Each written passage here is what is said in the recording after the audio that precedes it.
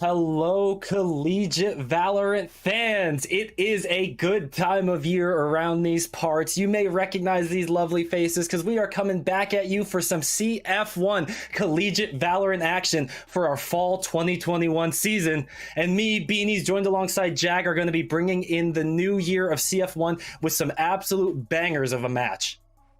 Yeah, absolutely. We got two amazing series tonight, and right off the bat, we're going to see a new team in action with Ottawa University. And, you and I, Beanies, we thought this might be a battle of Canada. Unfortunately, Ottawa is only from Kansas, but this new team has a very strong esports program, very known in the collegiate Call of Duty scene, and they're going to be going up such a tough matchup tonight up against a huge foe in CF1. Two second place finishes in the spring, as well as in the fall tournament from 2020, University of Waterloo. They are a force to be reckoned with. And then later on tonight in that Western Conference, we got San Jose State going up against the University of Houston, two teams that also made the playoffs in the spring. We have some recognizable teams coming back here for the inaugural evening of CF1 action. And folks, we may be the same CF1, but we are going to have a little bit of a different look for this season, as we're going to have a change of what matches are going to end up being streamed. We're going to focus on streaming the Immortal and the Radiant tiered teams that we have in CF1, but simultaneously, we do have our Diamond and lower ranked teams competing on the same nights. As you can see, we have a 5-week round robin happening every single Tuesday starting this week, October 5th. And with the prize pool for the Diamond and below coming in at $3K, our Radiant and Immortal prize pool is coming in at $7K. Now that's a lot of cash to be looking at. That's a lot of money, especially for a college student. And all you gotta do is click some heads. I say that, but Jag, that's a lot easier said than done. Yeah, it is for sure. I mean, with these teams, like you just said, Radiant and Immortal, that's some of the best players in this game. Some of these players maybe will consider going pro in the future, depending on how this goes, depending on how well they can develop over time. And all these teams are on scholarships, so all of these players are already getting a bit of aid to afford college, as well as being able to do what they love. And now to be able to compete for even more money, there's a lot on the line here, Beanies. Yeah, and everybody knows that they love the bragging rights in collegiate Valorant to be able to say that you've beaten the best of the best, especially coming off the heels of a fantastic summer for college Valorant, where we got to see a few recognizable faces represent CF1 competitors. I'm talking about our teams that we're seeing later tonight between UW Gold and SJSU.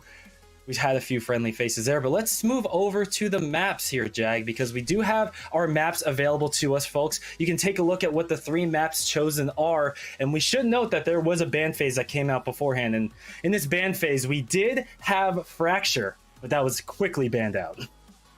Yeah, I'm actually surprised that Fracture wasn't one of the first bans, personally. I'm just not a fan of it. I don't know, maybe these other teams were considering it for a moment. The newest map in Valorant has a very different style to it, where you start is very different than the other maps in the game. It actually made it to the second ban phase, but it was not chosen overall. It is going to be Bind we're starting out with, and that was Ottawa's pick. Waterloo gets to pick defense. So we'll have to see how that ends up. I'm not surprised about Ascent and Icebox being in the map pool at all. It seems like those are kind of the standard what you see in competitive Valorant nowadays, especially Ascent. That has been a staple for quite a while. Icebox has kind of steeped its way in. Bind is the one that you don't expect to see as much. It still is there a few times. I would say Bind or Haven. So I'm assuming that Ottawa probably has something up their sleeves if they want to pick this map first.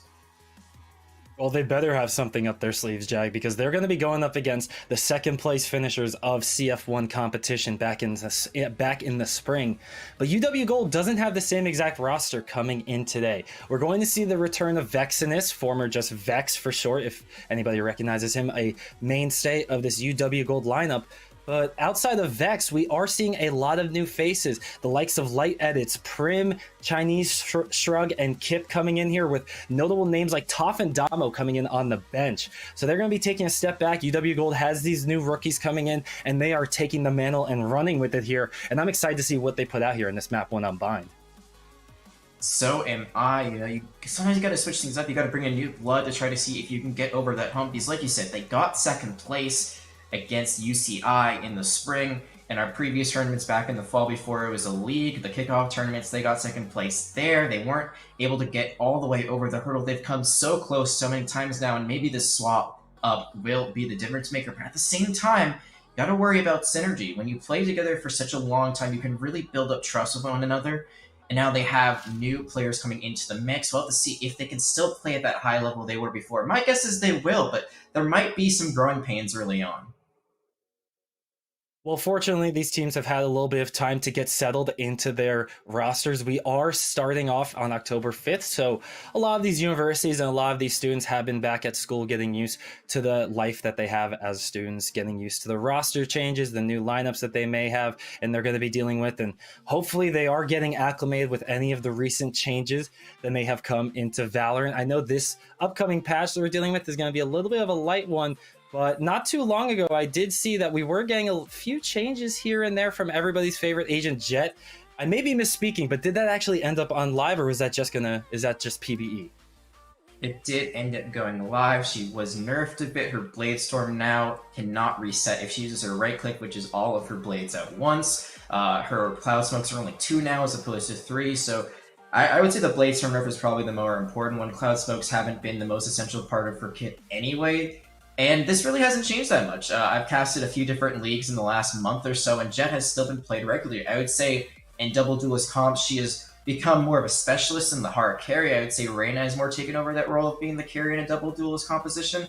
But the other nerf that came through that I think was a big one was Skye, and I've seen a lot less Skye now. Her Guiding Light not nearly as impactful. She only has 2 now, and I've just seen a lot less of her nowadays. I feel like, you know, she was so impactful for so long. She was so great at getting on to points, and now she's not there. Yeah, she was really oppressive, especially when you brought her onto a map like Breeze, or I'd even argue Fracture for that matter. When you have the ability to control the information with Skye, and I mean, Fracture has what, 4 ultimate orbs to gather up and just get nonstop ultis out of there.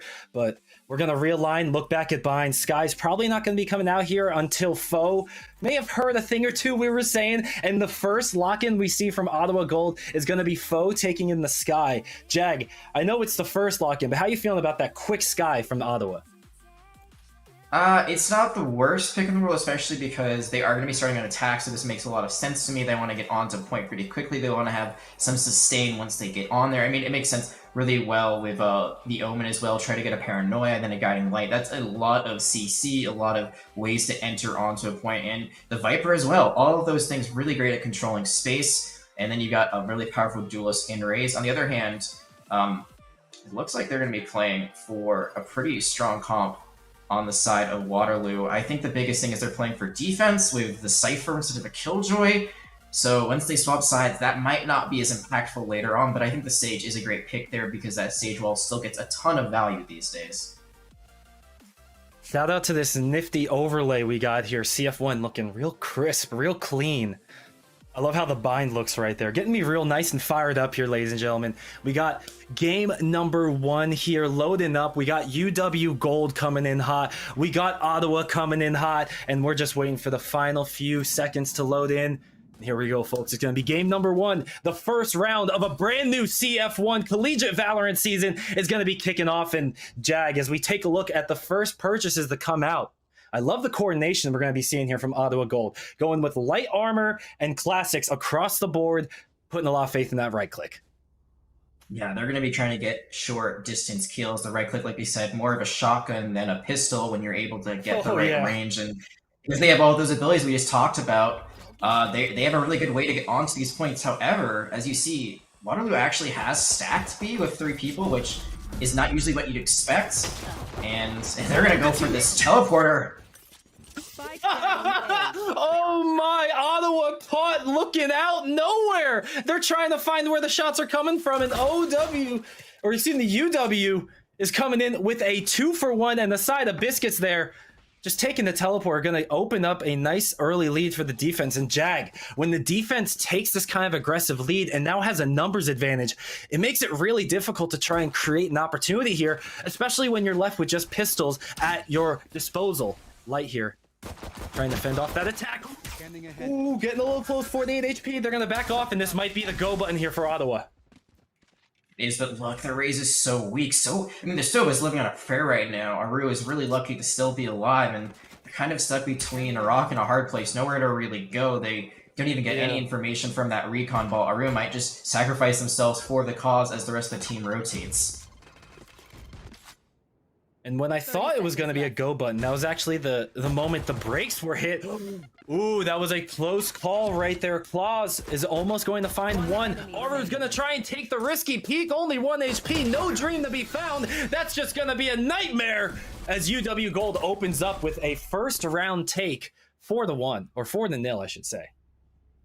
Utterly gold. I mean, that's a risky play there. You take the teleporter. I mean, first of all, you got to hope that no one's peeking on B long, which no one was, so it wasn't too bad for them. But the fact that they didn't get punished for it, the fact that they were able to win that and only lost 1 along the way, you can see the cojones coming out from them early on. It works out. Now they're able to buy for this round, and this is why this team has been so successful throughout their CF1 career. Plays like that, now the second round should be theirs. Here we have the second round. More classics to come out from Ottawa Gold. Not looking to push their luck here after a tough first round.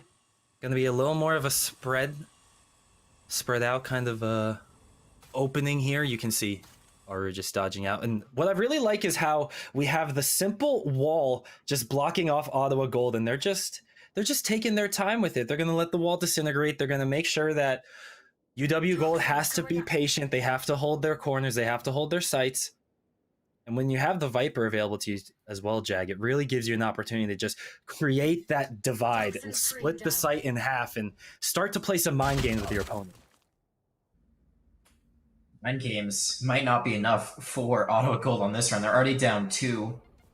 And yeah, you can use that wall, you can use the Poison Herb as a one-way, but there's no one-ways being created yet. That Omen smoke will be enough to get the spike plant. No, it isn't. Light is able to get the Shock Dart kill.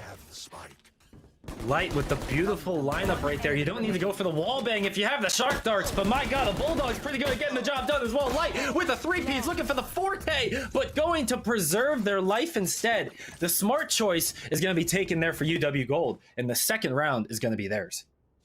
And it was pretty much guaranteed they'd win that, especially after they got that opening pick. It was really hard for Ottawa to really do much there, but the fact that they did it flawlessly, the fact that they denied the spike plant is huge.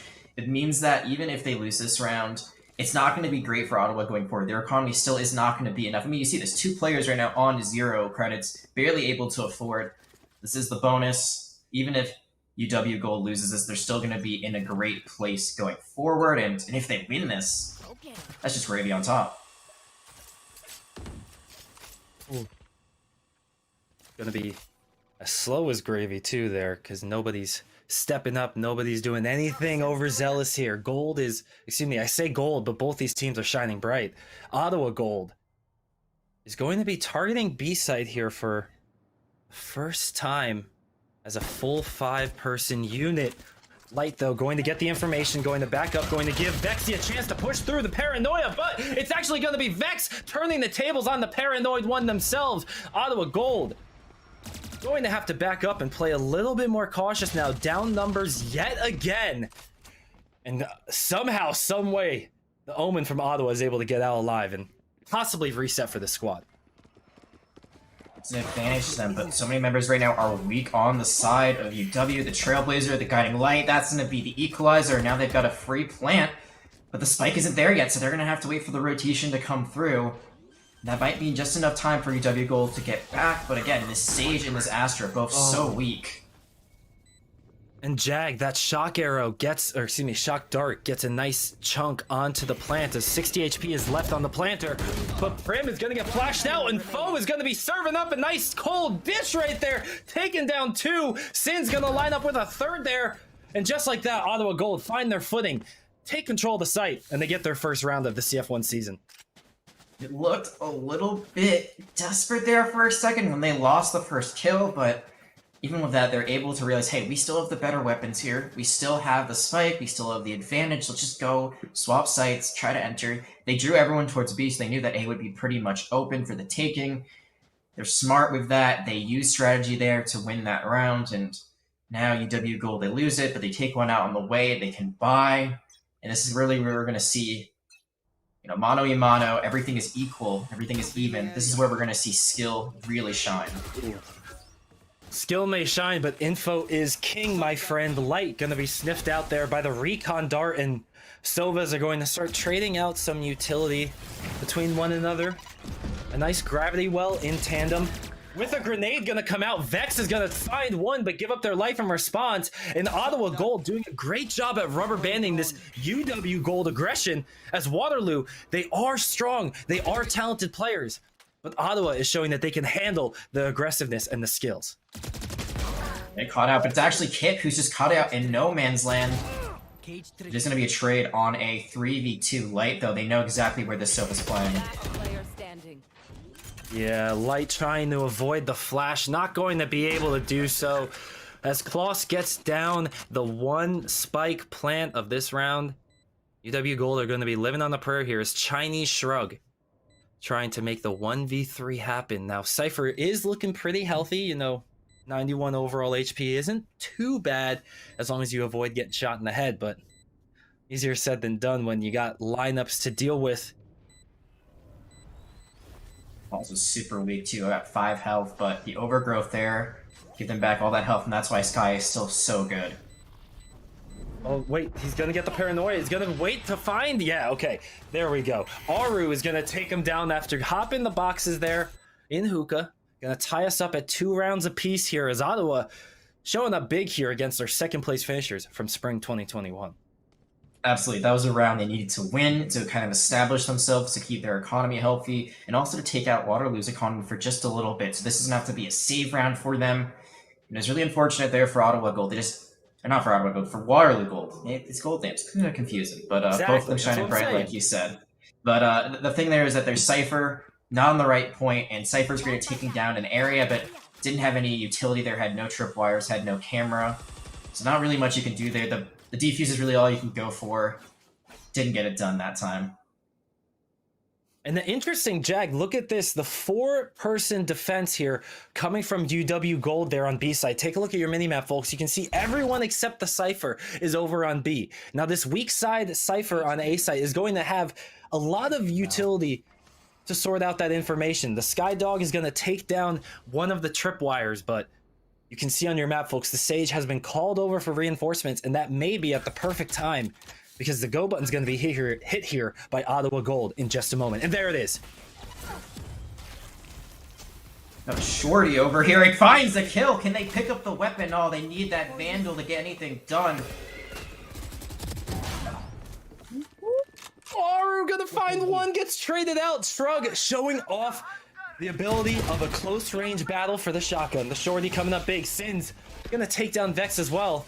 And as the Hunter's Fury is gonna be playing defense here on the bomb site, UW Gold is able to force off the aggression from Ottawa. And look at that, the swing around, the B site control. Sky, Foe, gonna be dropping the spike down. Light only with a Sheriff is gonna have to try and be the savior against the Vandal. But Foe, with 31 HP, that's one-shot territory. Even with the Sheriff, avoids the intel, avoids the dart, but gets snipped out by the recon. No elimination to be found. Foe gets Light in the weak spot, but Prim will pick up the slack. And University of Waterloo ekes out the lead yet again, 3-2. What a thrifty round that was.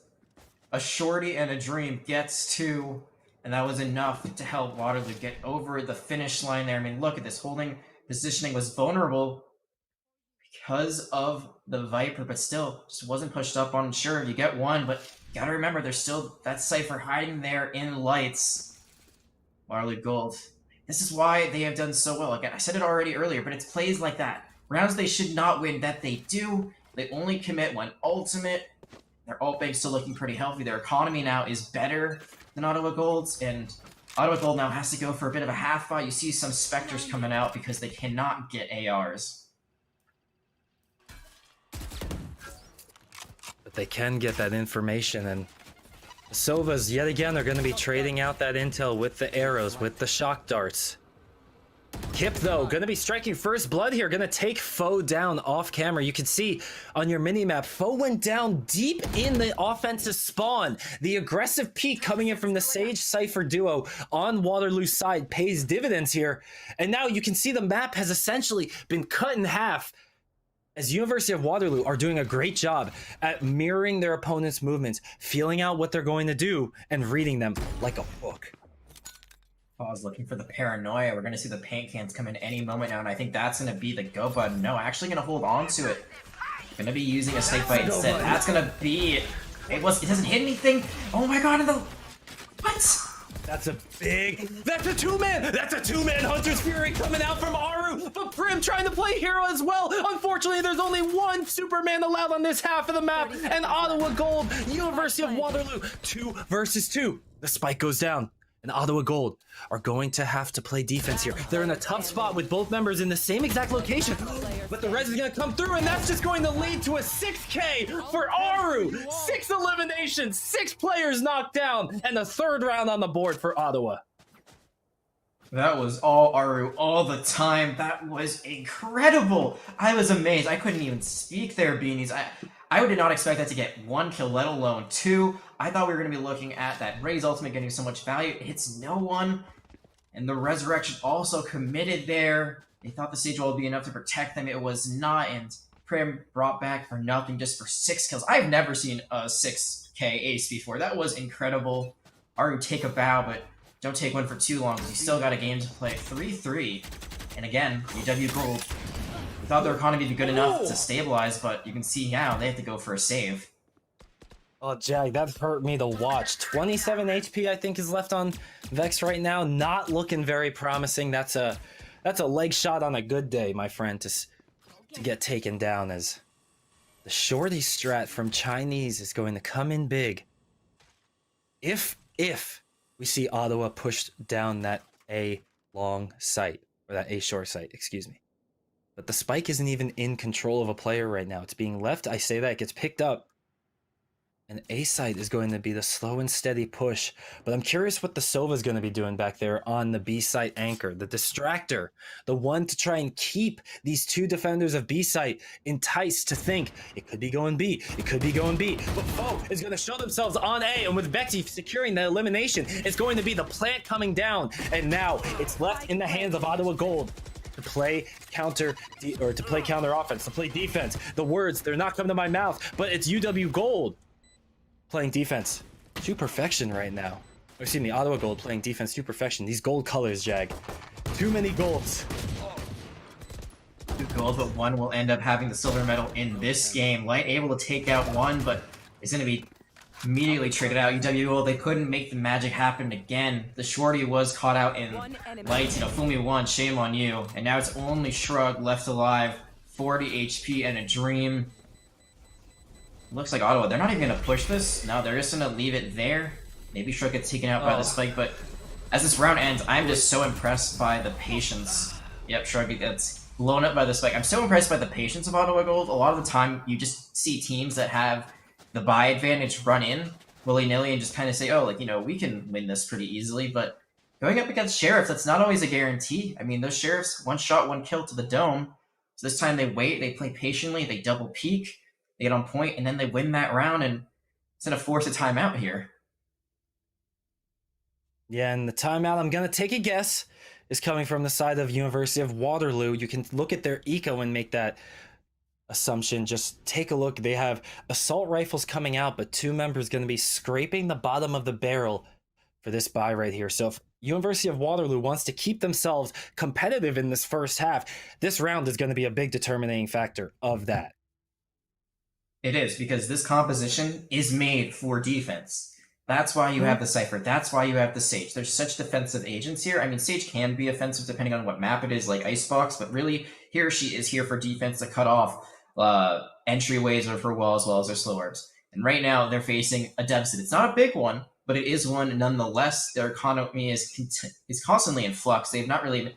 Neither team has really been able to stabilize, but especially Waterloo Gold has struggled with that. And now their ultimates... They used quite a few in the last few rounds, and they really haven't found any value with them. No, and that's the real name of the game here with your ultimates, is you need to find value. When you have so many ult orbs or eliminations or spike plants required to charge up that ultimate, it makes it so much more valuable and so much more detrimental when you can't make that ultimate valuable. As Chinese Shrug is going to play with that fire right there, throw down the tripwire. Getting information here is important, but Not giving up your life is even more important. The go button's gonna be hit. Sins is gonna throw out the rocket. No eliminations to be found, but a lot of information to be gathered. And look at the defense, folks. Look at Waterloo. They're hanging on the prayer, and Chinese Shrug answers, my friend. 2K coming out from the Cypher on the side of University of Waterloo. And they are left with a 4 versus 3 here on the defense. And they have control of the spike, Jag. That's massive. Kip, though, is looking the other way. Kip is the perfect distraction. Now it's only Aru. Can they make the magic happen once again? They got a 6K earlier, but against 3, it's not going to be done, Beamies. And UW Gold, they answer back. It just feels like we're going to be trading rounds for the rest of the series. But it's, like, again, it's just these economies. Okay. Like, they're I'm okay with a little awkward. Yeah, I am too, as well, with how good this game has been so far. It does look like at the end of things, the economy is going to be a little bit worse for Ottawa Gold. We'll have to see what Vexy decides to do here. But Vex is going to commit to the Judge, which actually I like a lot. I feel like this is a really good weapon if you're going to go for a lower buy on Raze. Because of those blast packs, you can get in and out of areas a bit quicker. And this is always a play. Just sit up with the Judge in hookah, see if anyone runs through. Now, what's going to be interesting is if that is expected at all. But Klaus actually going to be landing with a nice from the shadows. We can skip that in the highlight reel because you still got the kill, my friend. That's going to be UW Gold having to stabilize after a nice ultimate teleport coming out from Ottawa. And then Foe catching Kip at a very awkward moment when they get eliminated.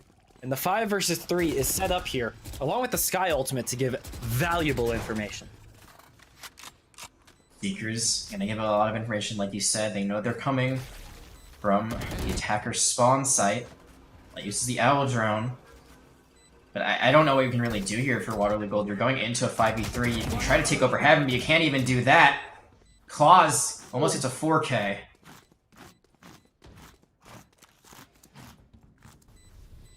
From the lone member of UW Gold here, going to be foregoing any Rambo tactics.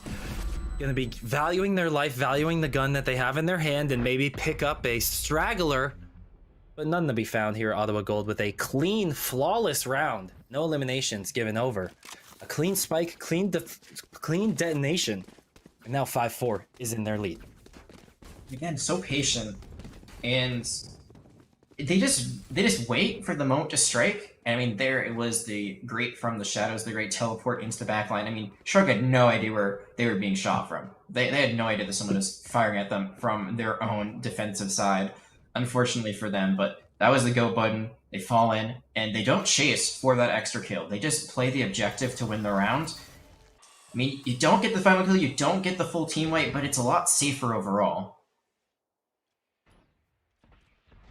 What I love, Jag, is watching the consistent use of this Sage wall. You know, I can vividly remember thinking back when I first started playing Valorant when they came out. Sages who were just throwing this wall down every round, like, come on, get creative with it, do something else with it. Since taking down Chinese Shrug, but lo and behold, Kip is showing, just like many others, that this wall, throwing it down onto A short, is really, you know, the most valuable thing you can do with it consistently, because you know people are always looking at taking A site from that lane, just diverting them, just throwing them off, preventing the push for even 20 seconds is massive, as Aru takes down Prim and opens up a massive hole on the B side here for Ottawa Gold to push through. This is a really bad round for UW Gold to lose. This was a bit of a forced buy. They lose this, it's going to be back to budget once more. They'll have to go for a save round, and we're almost near halftime, so you really want to try to at least get as equalized as possible, especially on a map that is defensive side again. These attackers have been pushing the objective over and over again, and Foe is going to have that Trailblazer give away where Light is. Aru getting touched by a bullet or two, but going to be finished off when he comes into the light there. It's going to be left with just one member of the University of Waterloo squad here. Vex going to try and play superhero right now, but has the weapon, has full shield. We don't need to be wasting money in a time like this. You know what? I guess it's just a giving season mood for Vex. Going to be given over the final kill of that round, and Ottawa Gold has taken their 6th round of the game. So they are looking very good in this first half. In a half that, Jag, you said, was supposed to be UW Gold favored just because of how they picked their agents. Yeah, Ottawa Gold, I mean, their comp is more attack based, but I think it is a bit more flexible versus UW Gold's. Um, and I like what you said there about the weapons. I was going to say, you can give up that gun, but it's not tax deductible, unfortunately. And they're going to have to go saving It's not once right off more. what? Yeah, UW Gold, no write off. And it's going to be at least a tie for Ottawa Gold going into this. They could have an 8-4 lead, which isn't the end of the world for UW Gold. That's still very easily cut into, especially if you win the first 2 rounds after half. But like you said, this should have been an offensive advantage, and it hasn't been. The Hunter's Fury comes out alongside the Sky Flash. Oh, Kip stays hidden, but I think just a little bit, yes! Foe somehow sees just a tiny bit of Kip's clothing, able to sniff him out, and just like that, Ottawa Gold taking down 2 members of the Waterloo squad. But look at this, look at this, look at this! Flipping the map on its head, 180 light, trying to shut them out for their opponents, but Ottawa Gold, they're not fooled easily. Magic tricks be damned. It's going to be Ottawa taking their 7th round of the half. Last round. Final round going into the half. Can UW Gold get it to a 5-7? They will be able to buy here. They have good ultimates. I mean, honestly, this round looks a bit more in their favor. I think the biggest thing they have to do is not overextend. I think a few times they've gotten a little bit anxious on the defense. When they don't see anyone, they don't hear anything, so they try to peek to try to get a little bit of info, and instead it's usually met with a bullet to the skull. They cannot do that. They cannot overextend their hand here, especially with this ult advantage. I think the biggest thing is Cosmic Divide. Just throw it out there. Like, do not hold on to that for too long. If you cut off an entire point, you could force Ottawa Gold to go somewhere they don't want to, but instead you're peeking out of showers and can't even get the res out. Oh, but then the strategy works on the other half of the map. UW Gold incredibly aggressive on the defense here, going for a risky swing on A and B site, only getting a positive return on one of them. And now we're left with a 2 versus 2 when things are all said and done. Ottawa, though, have a clean path to take over this A site and get the spike down. And you have the Sky ultimate coming out as well. Just giving away that information. And the Hunter's Fury in response. Ooh! But Jag, look, the spike is held. The spike was held. Yeah, they held it instead of playing because of the Hunter's Fury, but they didn't get hit by any of those ultimate strikes, so now they have a free plant. Foe knows that there is one in heaven with that Trailblazer. There's the paint shells. Shrug almost does die in the corner, and Light is the last one left. Okay, take a break, guys. Oh my, Sins with the highlight reel clip coming in, the 1-2 piece, baby. But I can't believe the grenades have that kind of range. Like, Jag, what? I think paint shell is like one of the most overpowered ability in this game. I will stand by that. The range is insane, especially the fact that it goes off twice. And unfortunately, a lot of the time you think, oh, like, I'm out of the range. Nope, you're right in it, unless you're like at least 10 feet away. Unfortunately, there for Shrug, they were backed into a corner. They really had nowhere to go. The option was either try to jump out the window and fall into 2 people, or maybe you get far back enough you don't. What looks like a great opportunity for UW Gold to take one back ends up being a disaster. They end up losing it despite having a great start to it. I think a big part of it is that they had that teleport, but they weren't aggressive enough. They had to peek at the same time. Instead, they lost Pip. And after that, it really was lights out. Well, now, folks, we have hit halftime. We are now going to get a chance to see what each team can do on the opposite side of the map. UW Gold, their first round of offense going to be coming in here, and they have chosen B site very decisively. They are not going to leave anything up in the air. They just want to safely secure a pass through here. Nice shock arrow through the teleporter coming in from the Ottawa Gold Sova. A nice lineup to secure at least a little bit of chunk damage in this first round.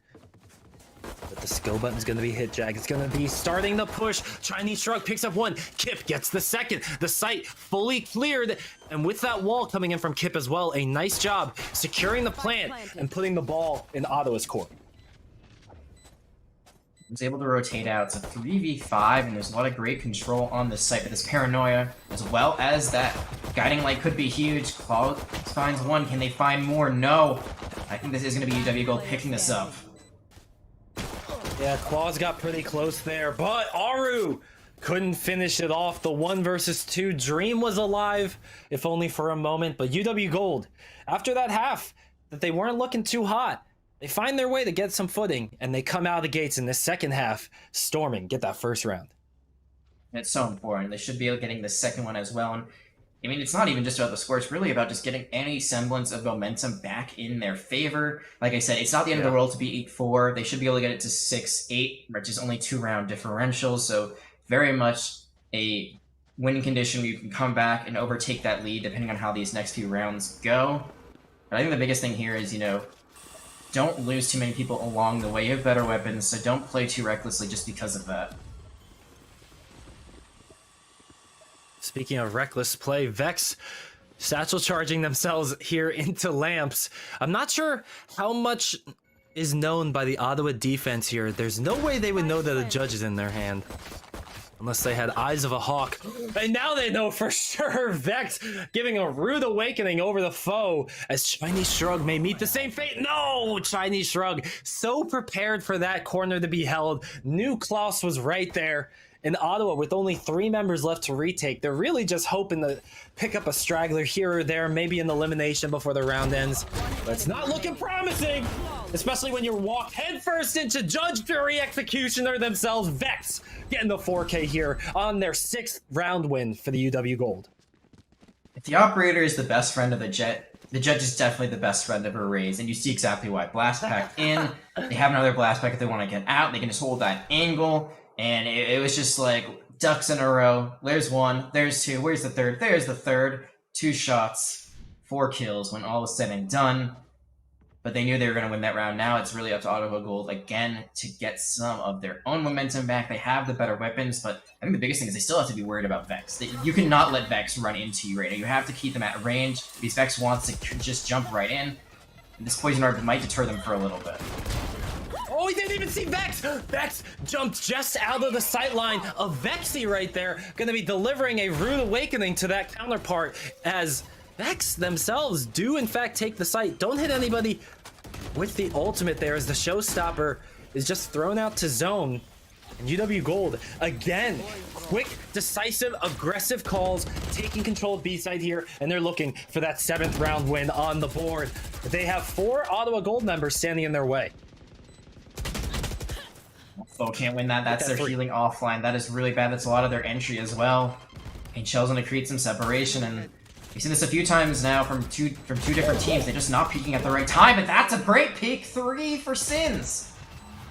Wow, Aru and Sins lighting up the kill feed right there for the Ottawa Gold lineup. And I was talking up this University of Waterloo squad about how well they had executed on this take and the aggressiveness. But Ottawa Gold showing off how they are in fact rubber to this University of Waterloo glue. I was just saying, like, they have to peek at the same time. They did it there. I was really hoping they'd do it to kind of help their Sky out. If their Sky's peeking on the flank, maybe they can catch someone off guard. But instead, they rushed as a 3-person unit. It caught UW a gold off guard. I don't think they were expecting that sort of aggressiveness because they were down a member. They're the ones who end up falling. Ottawa Gold able to get that lead a little bit farther ahead, as well as get the Seekers back online. And UW Gold, they committed that showstopper, like you said, didn't find anything. I'm sure they wish they had that ultimate back in their corner. Yeah. Ooh, Light gonna be sniffing out Vexy right there, who got a little aggressive.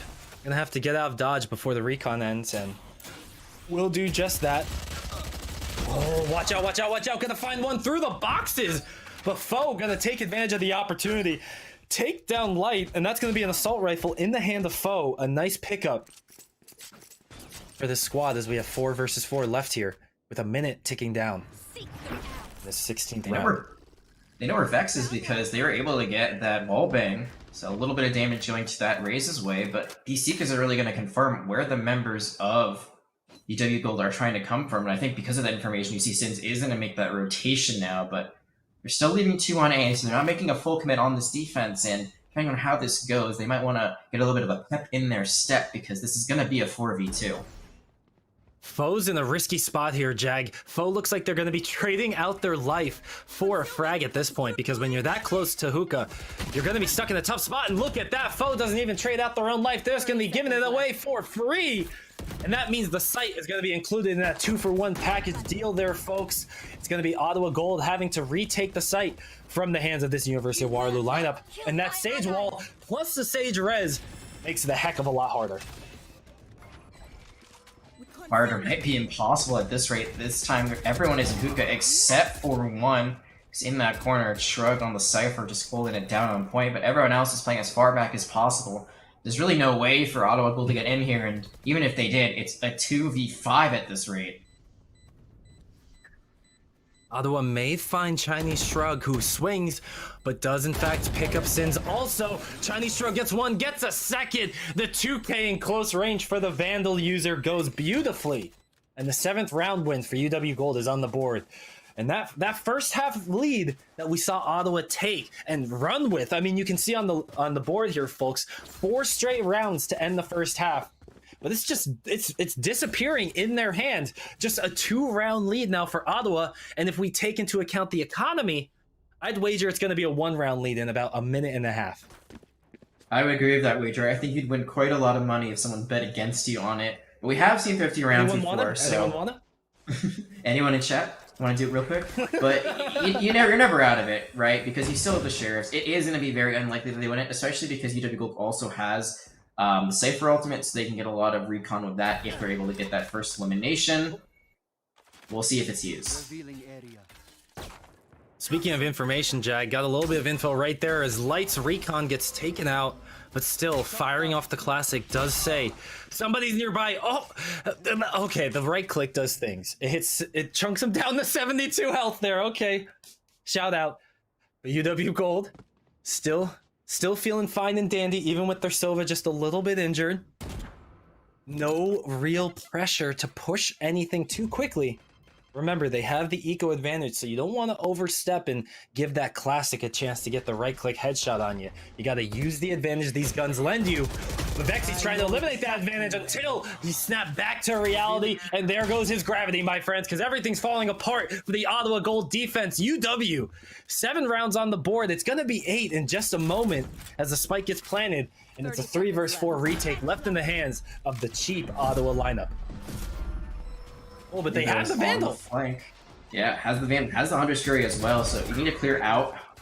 You can clear this area out, but they can't. The Recon Bolt does get the information they need. Or what can you do with this Hunter's Fury? Do you even try to commit it here?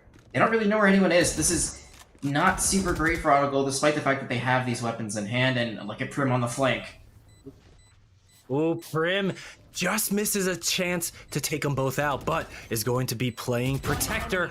Gets one, gonna hide the end. Sins knows where they are, but can't force the trade, can't force the deal. But Prim finds the angle, finds the headshot. University of Waterloo get their 8th round on the board. And folks, we got us a heck of a game here to open up the CF1 season. Wondering if it's going to continue like this throughout the next map. I hope we get a 3rd one at this, right? Well, to see how things go.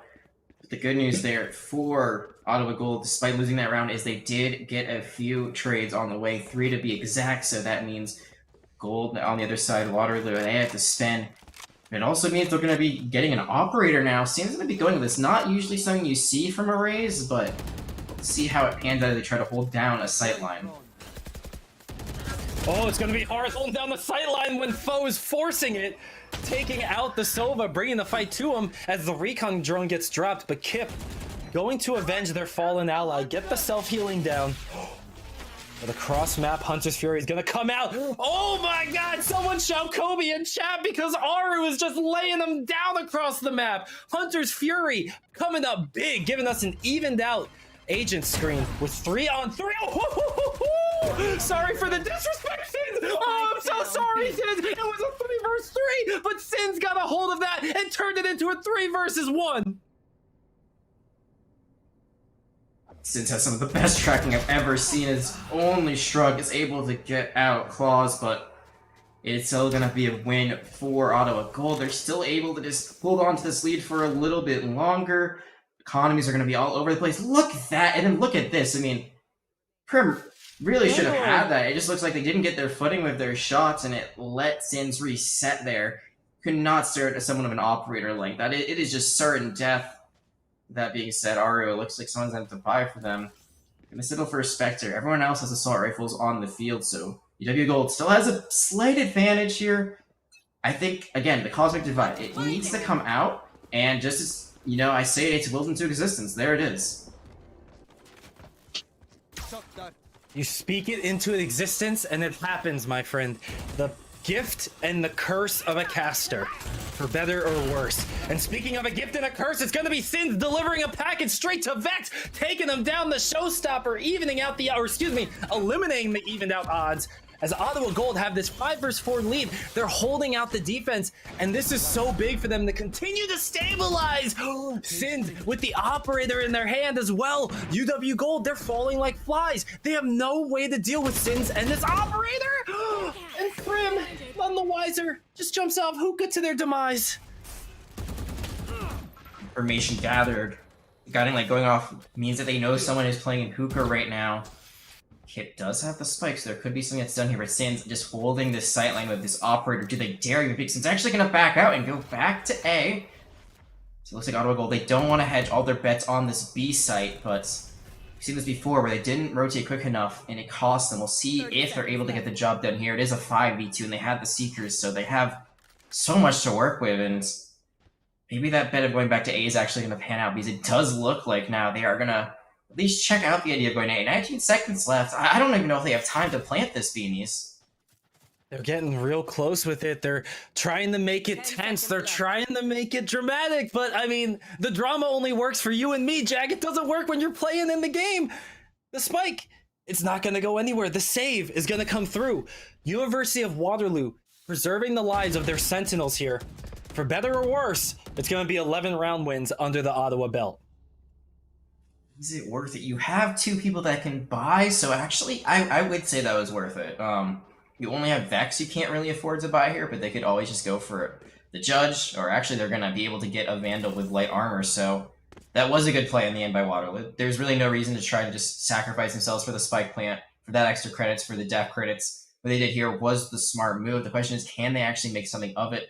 That lead, it's in a little bit bigger for Ottawa Gold, and they're only 2 rounds away from taking this first map. Oh, I love Sova lineups. And speaking of Sova lineups, that's going to be a lineup shot and eliminated Vexy right there. Oh, the hookah. It was too tightly wound. It was too tough to get out.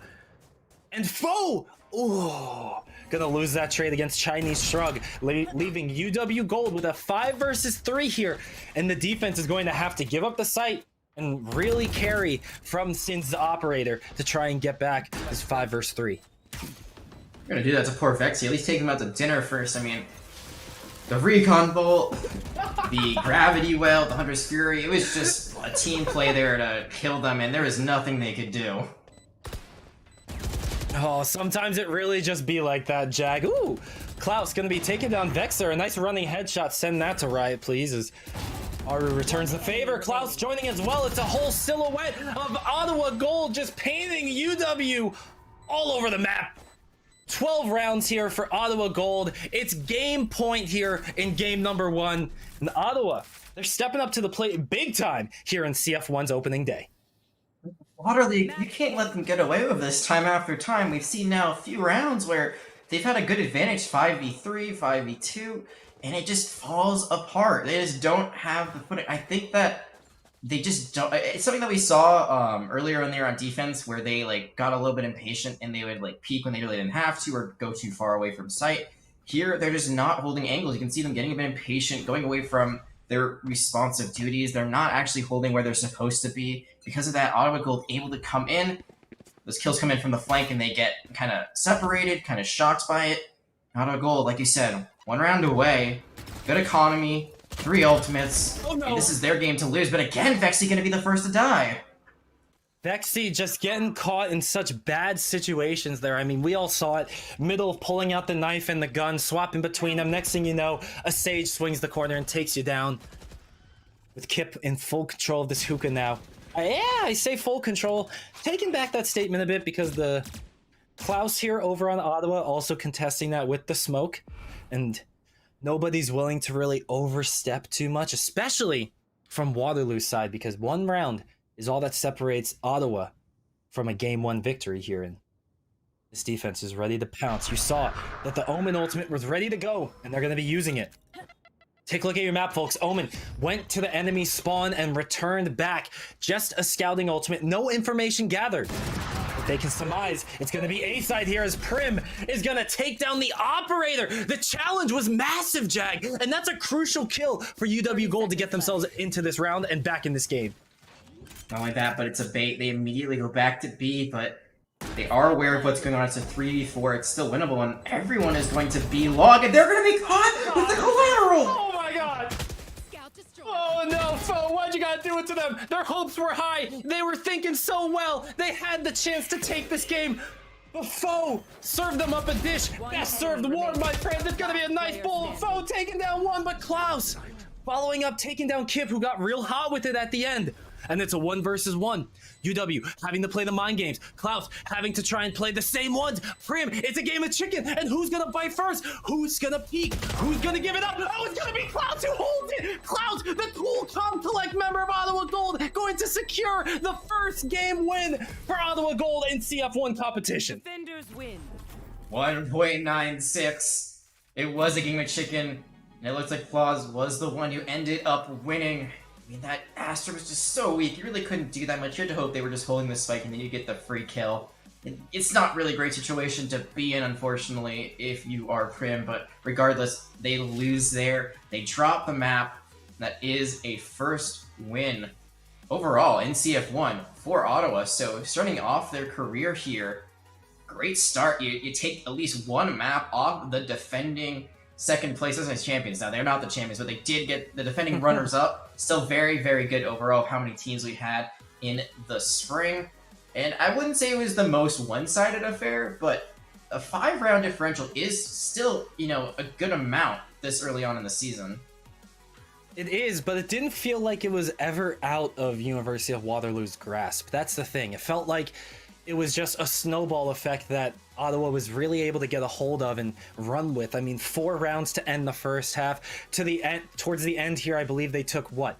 4 straight rounds, maybe, I want to say. Maybe 3. So Ottawa really was able to get these rounds snowballing. I mean, we could mention Sins on the operator at the end there as well, really being a force to be reckoned with and demanding respect.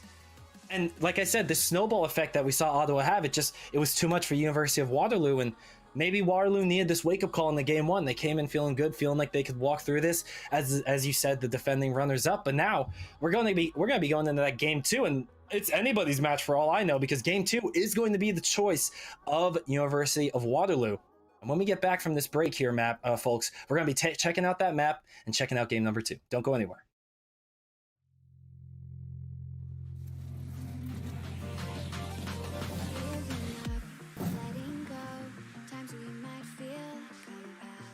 Looking down from the heights that we have built all by ourselves, and there is fear of the unknown, but we cannot lose control when we feel like the world is against us. We're trying to find ourselves without the defining words. We can no longer hold on to what only makes us hurt. We cannot think into the dark, the vertigo is getting sharp. There's something greater than ourselves that we must reach for.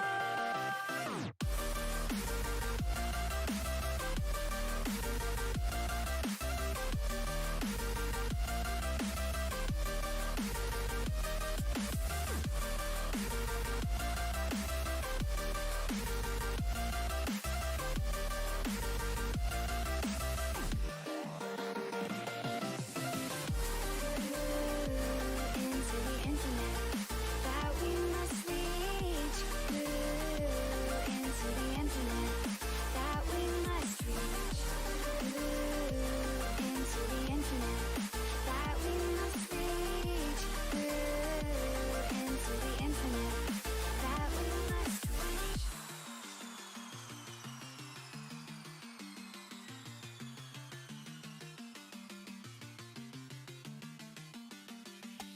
Now which way do we go is the question to ask. There are so many choices that it's hard not to look past.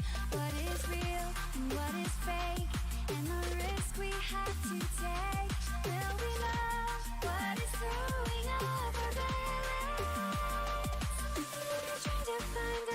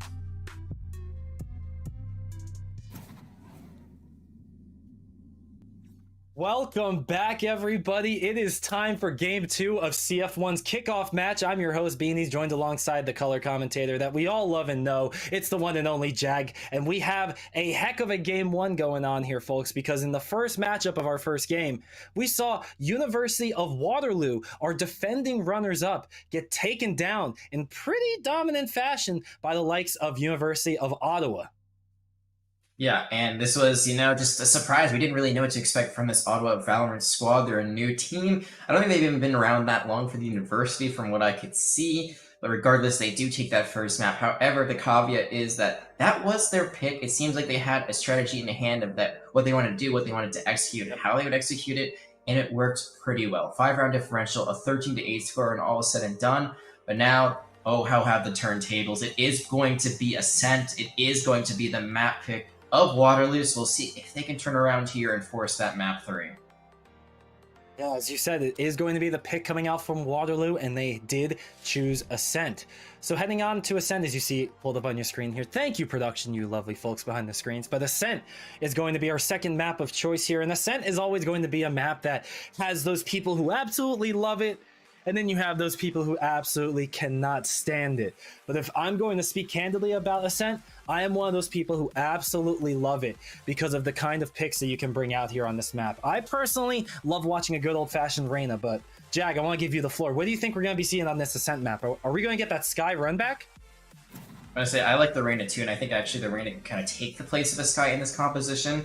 Yeah, I was expecting the Jet to come out at some point. Ooh. And one thing we didn't talk about earlier on was KO did get buffed. So not only did we have those nerfs come through, but KO a bit stronger. His flashbangs come out faster.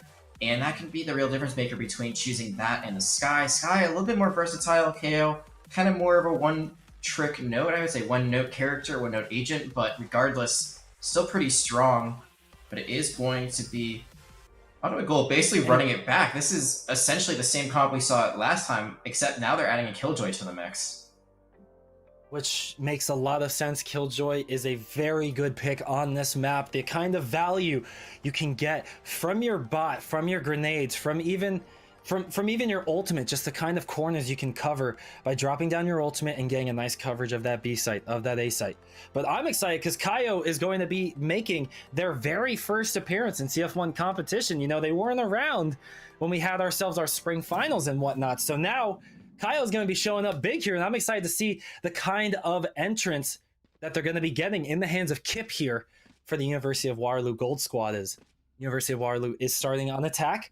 Defense going to be in the hands of Gold, or excuse me, Ottawa Gold. Can't use that to differentiate them.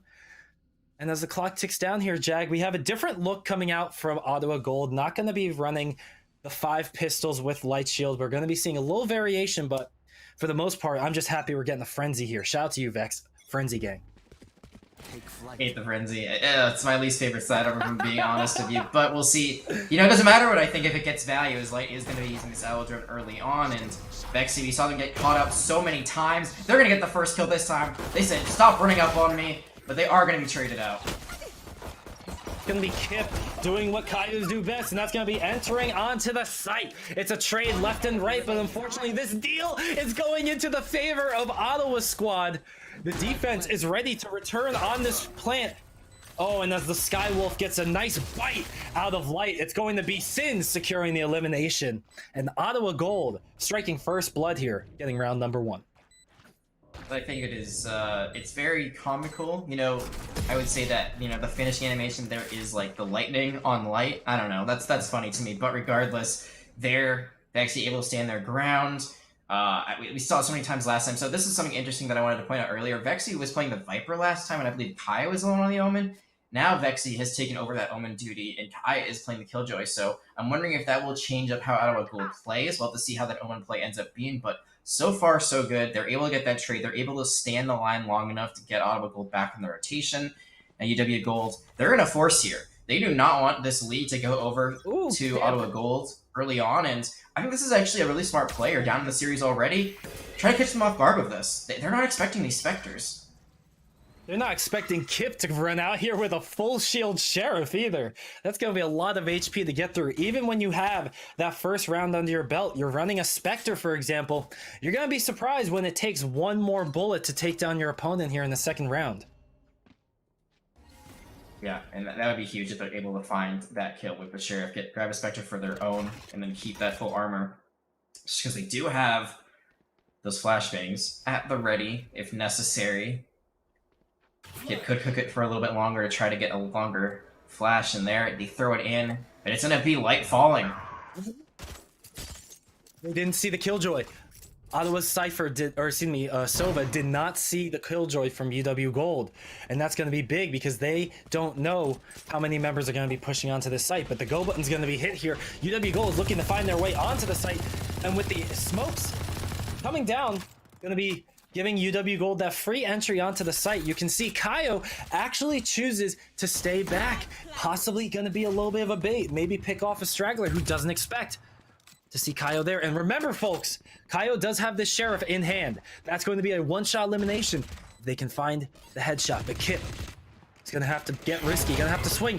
Gets one before the flash comes out, and that's all you needed to see there. Kip getting value from the Sheriff. Going to be taking down one, and that's really going to throw this Ottawa lineup for a mess.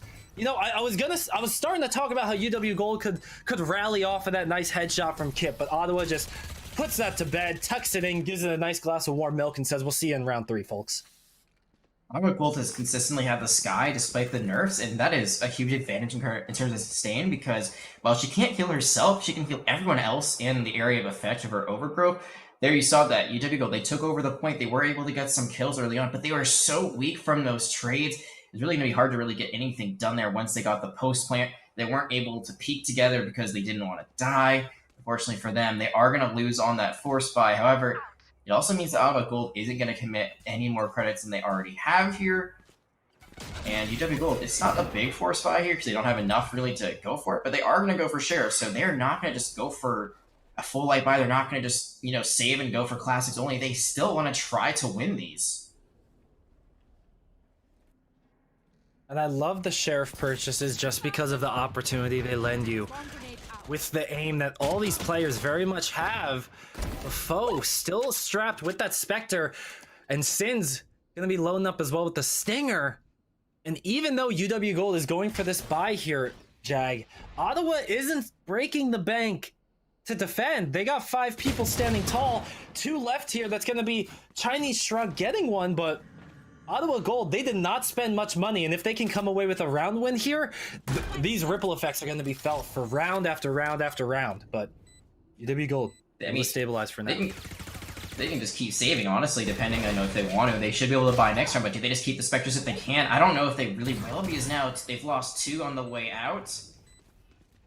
They have to be really careful about this. They need to clear Prim off point, but they also have to make sure that they aren't beat by that Killjoy is still alive. Oh no, Chinese Shrug. Oh, I'm so sorry that we hopped to Chinese Shrug at that moment. I don't know if a Spectre shot hit, but anyone that did was really living on a prayer there, folks. Ottawa Gold not slowing down after game 1. Come out of the gates storming, taking a 3-0 lead in game 2. They buy here. They can buy, and UW Gold is definitely going to buy, but it looks like actually this might be the bonus round for them after all, after 3 rounds. Hayat does decide to go for the Phantom, but everyone else is kind of sticking to their guns of what they had already. Are going to get the Ares, which makes sense because they are a Sova holding on to B, which means they're basically just going to use the radar or the sonar arrow and try to get some information with that and then spray and pray. But I mean, they're just not committing a lot here, and that's really surprising because they can buy. But Ottawa Gold, they must feel comfortable where they are. Oh, Aru somehow gets the elimination onto Vex, just barely. And that's going to be nicely done by Aru, getting to safety as well. Gonna try to challenge Light, who has the gun diff. Gonna be taking down one. Kip following it up with elimination as well. UW Gold, tired of being a punching bag, they're taking a few lessons themselves and looking to KO their opponents, as Ottawa Gold is gonna have to retake the site again. This time they're gonna be at a disadvantage. I like how UW Gold is playing this. They're not putting everyone at the back of Boathouse. I think that's the biggest mistake teams make when they try to play for the post plane after getting the spike down. They're spreading themselves out. It's really impossible right now for Ottawa Gold to do much of anything, but I mean, this is a round you expect to lose and you'll still have a lot of credits. I love the attempt to shoot through the wall with the Spectre. You know, it can get through, but it's going to be like a death by 1,000 paper cuts right there. As Light is able to bring down Kaya. UW Gold looking for just one remaining member who almost made a little bit of magic happen. Not enough time to defuse, but chaos could have been caused as KO gets out just in the nick of time. Kip going to be securing that save on the gun and the first round win for UW Gold. If Kaya had survived there, that was a very winnable round. Unfortunately, they were double peaked. They weren't looking the right direction, and Sims was just so low. Had 8 health trying to go for that engagement, so they get hit once. They get breathed on. They get, like, sniffled on, and they are done. They do get 4, though, on a round that they had a gun disadvantage, so great way to force UW Gold to spend more, but UW Gold has a better ultimate bank right now, and they could do something with it here. Hunter's Fury is going to come out. Not going to find any eliminations. Not even going to find any damage. Showstopper return fire. Sins is going to force Jet to dash out of harm's way. Excuse me. And just a lot of utility being traded out by both teams here. With UW Gold really taking their time. Going to be sending the long way around through spawn. Oh, and the KO ultimate's going to be coming out here. Overloaded is going to be the name of the game here. Just trying to make sure everyone can see what's going on and maybe tank a shot or two for the team. As Kip cleanly escorts UW Gold to the site. And that's Prim dropping the spike.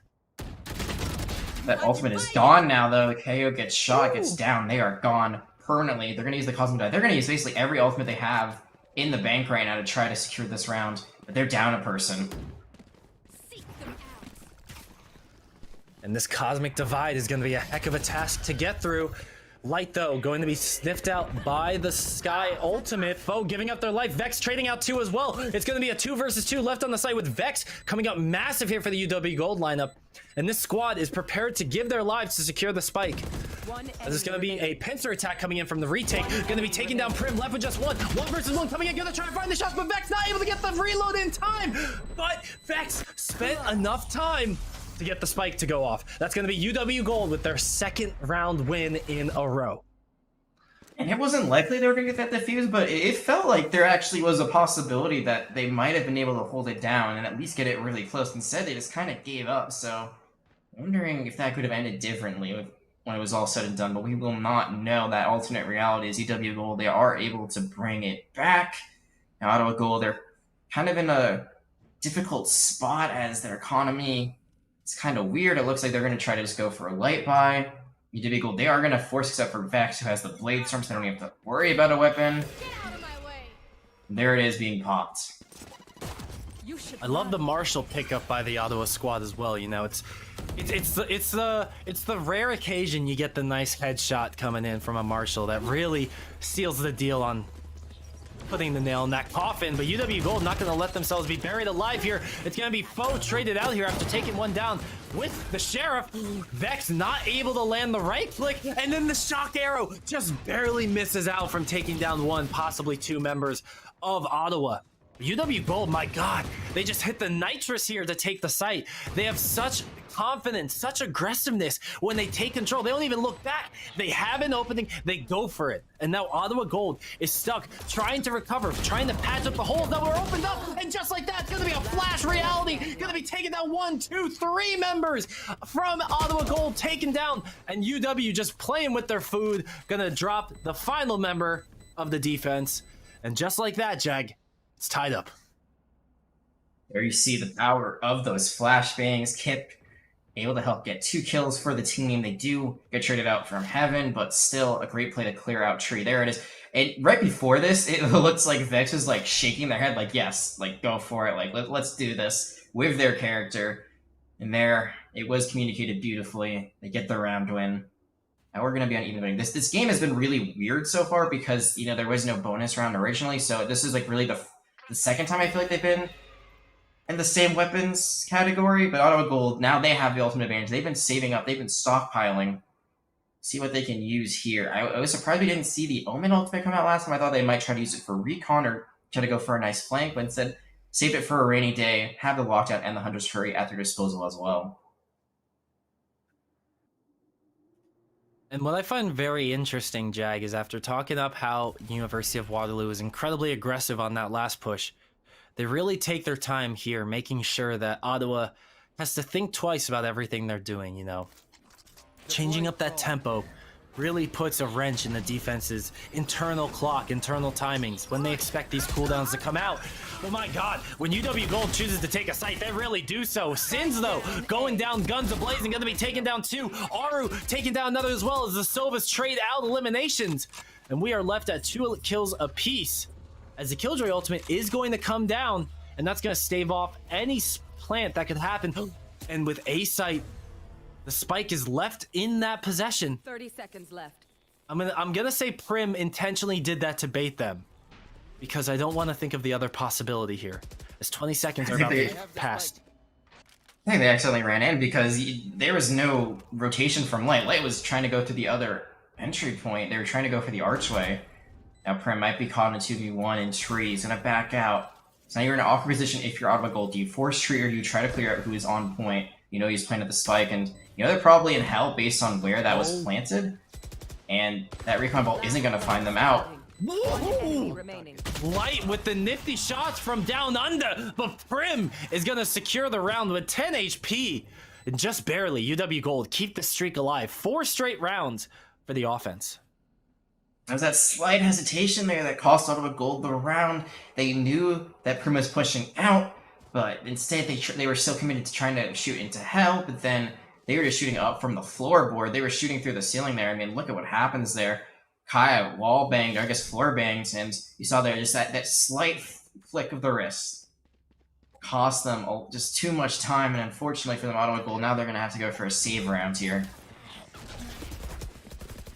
Unfortunately for them, but very fortunately for UW, who is happy to take those save rounds. That's going to be Aru, not even given a chance to defend themselves, gets taken down trying to cross over, leaving Ottawa with just 4 members to try and play defense here, and 2 of them are in the middle of the map, far away from the spike plant, but it's going to be Kaya evening out the odds there, using the Sheriff, doing it what it does best, and that's take down opponents from a distance, even if that distance was 7 meters.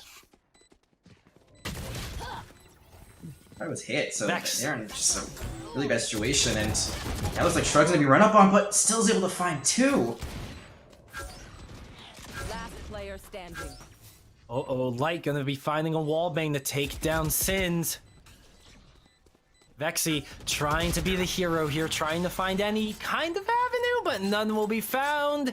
Vex gonna be taking down Vexy, and that's UW Gold with 5 straight rounds. And this is yet another near full buy for Ottawa's defense. So Ottawa, very intelligently, is going to be taking that time out to give themselves a chance to recoup, regroup, and figure out what's next to stop the bleeding.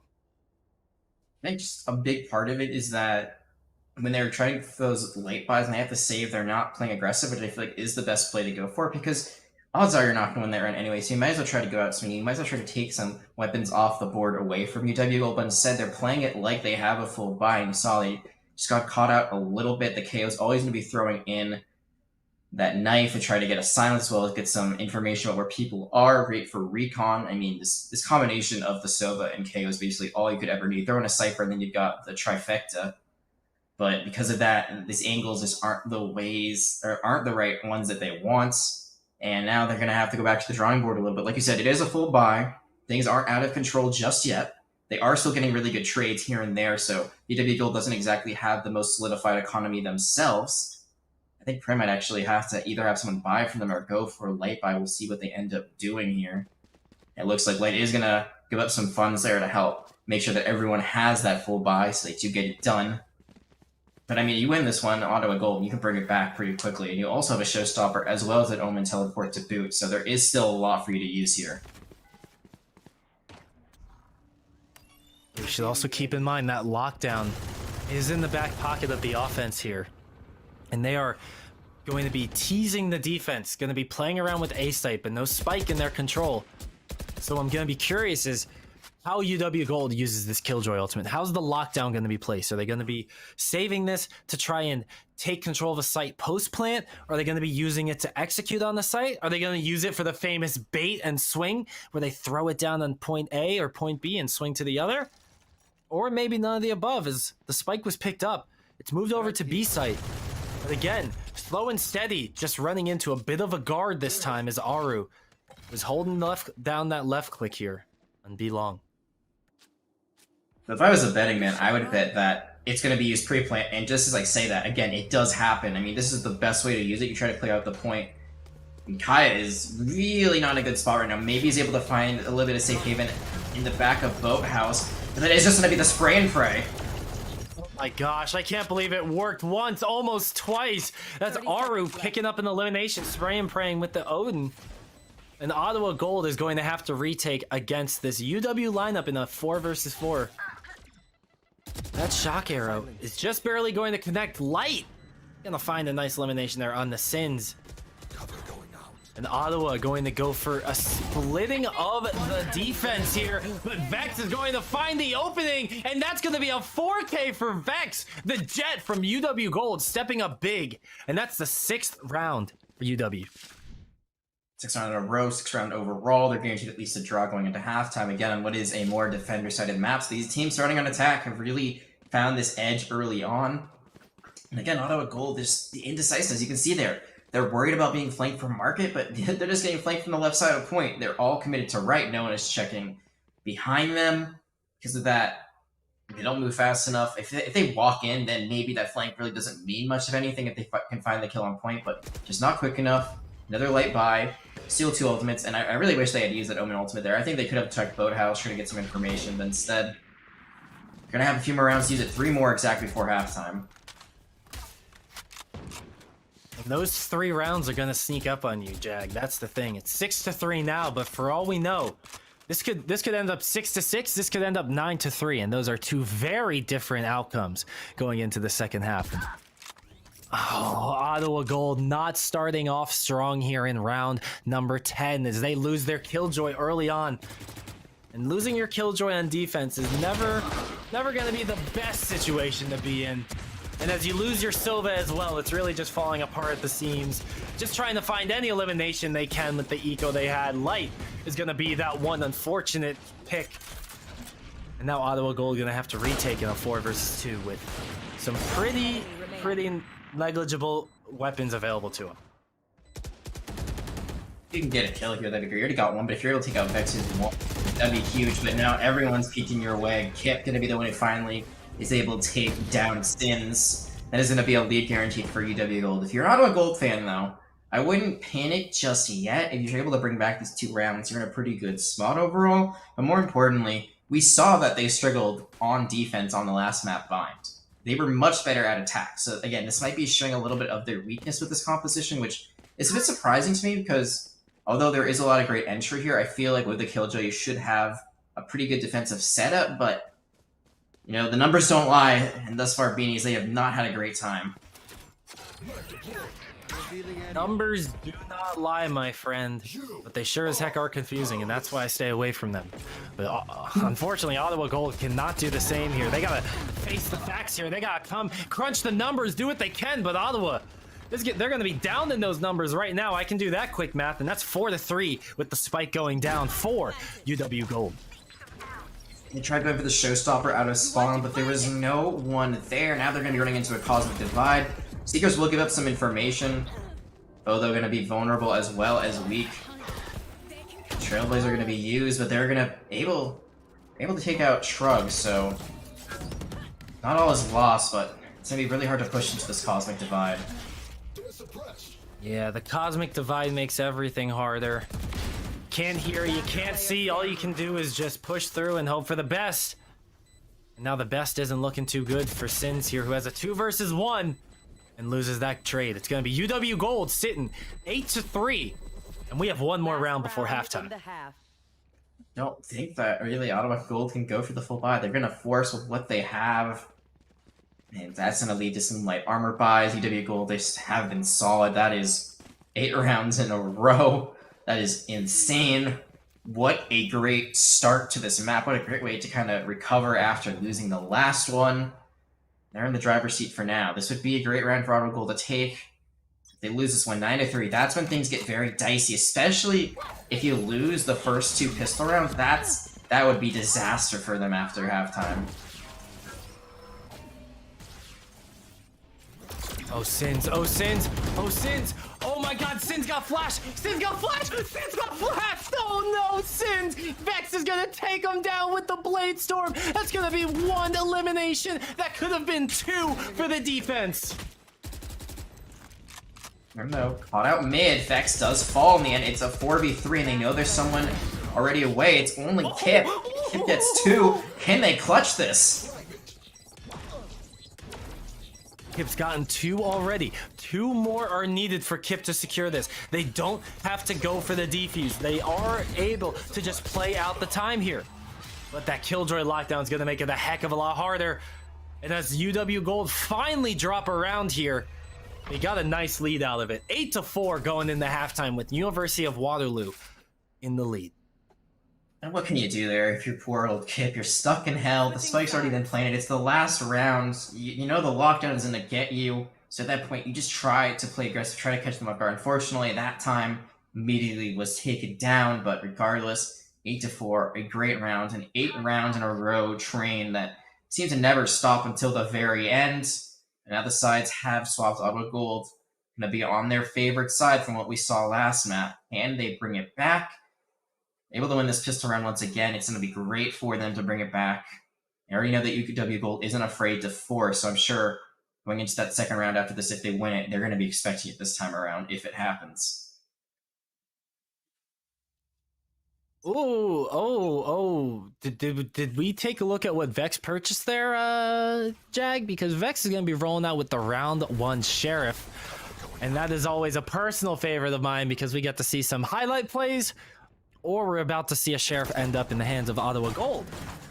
And that can go either way at the drop of a hat, but the spike is going to be the main source of entertainment for this one, folks. It's going to be planted down on A site. Vex going to try and peek through the cloud, make that Sheriff useful. It gets 1, but was it worth it, folks? That's going to be a question for them in VOD review, because right now they have one thing to focus on, and that's the spike getting planted. But it's not down just yet. Ottawa Gold holding their finger, but Aru going to commit to it. Spike goes down, and the 2 versus 3 is fully commenced. No abilities right now. They're all suppressed, but it does not matter. Kip, though, can they make it done? They have to go for the reload. Oh, what? What's the right click doing, Jag? Right, please. Right, why? But Kip, just amazing play there. I mean, Ottawa Gold, you have to run down as a 3-man stack there. Instead, everyone is playing different angles. You see they're all split up. It's going to be the headshot there, just beautifully done. 3 there to secure that round of 3v1 going the way of Kip, and it looks so good for Ottawa Gold. It looks like they were going to be able to bring one back. Instead, they're falling short. Now they are the ones who are going to be force buying here.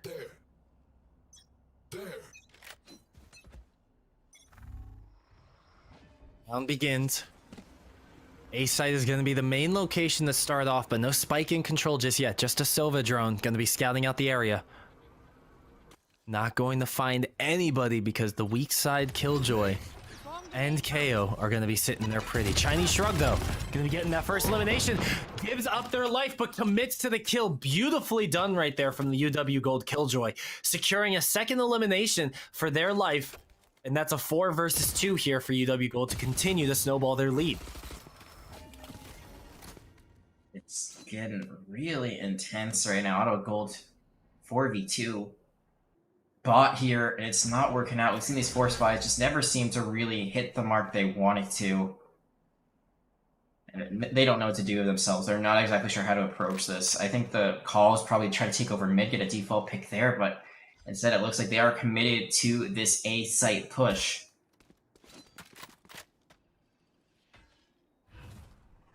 Oh, there we go. Silva arrow to come out. Not gonna find anything.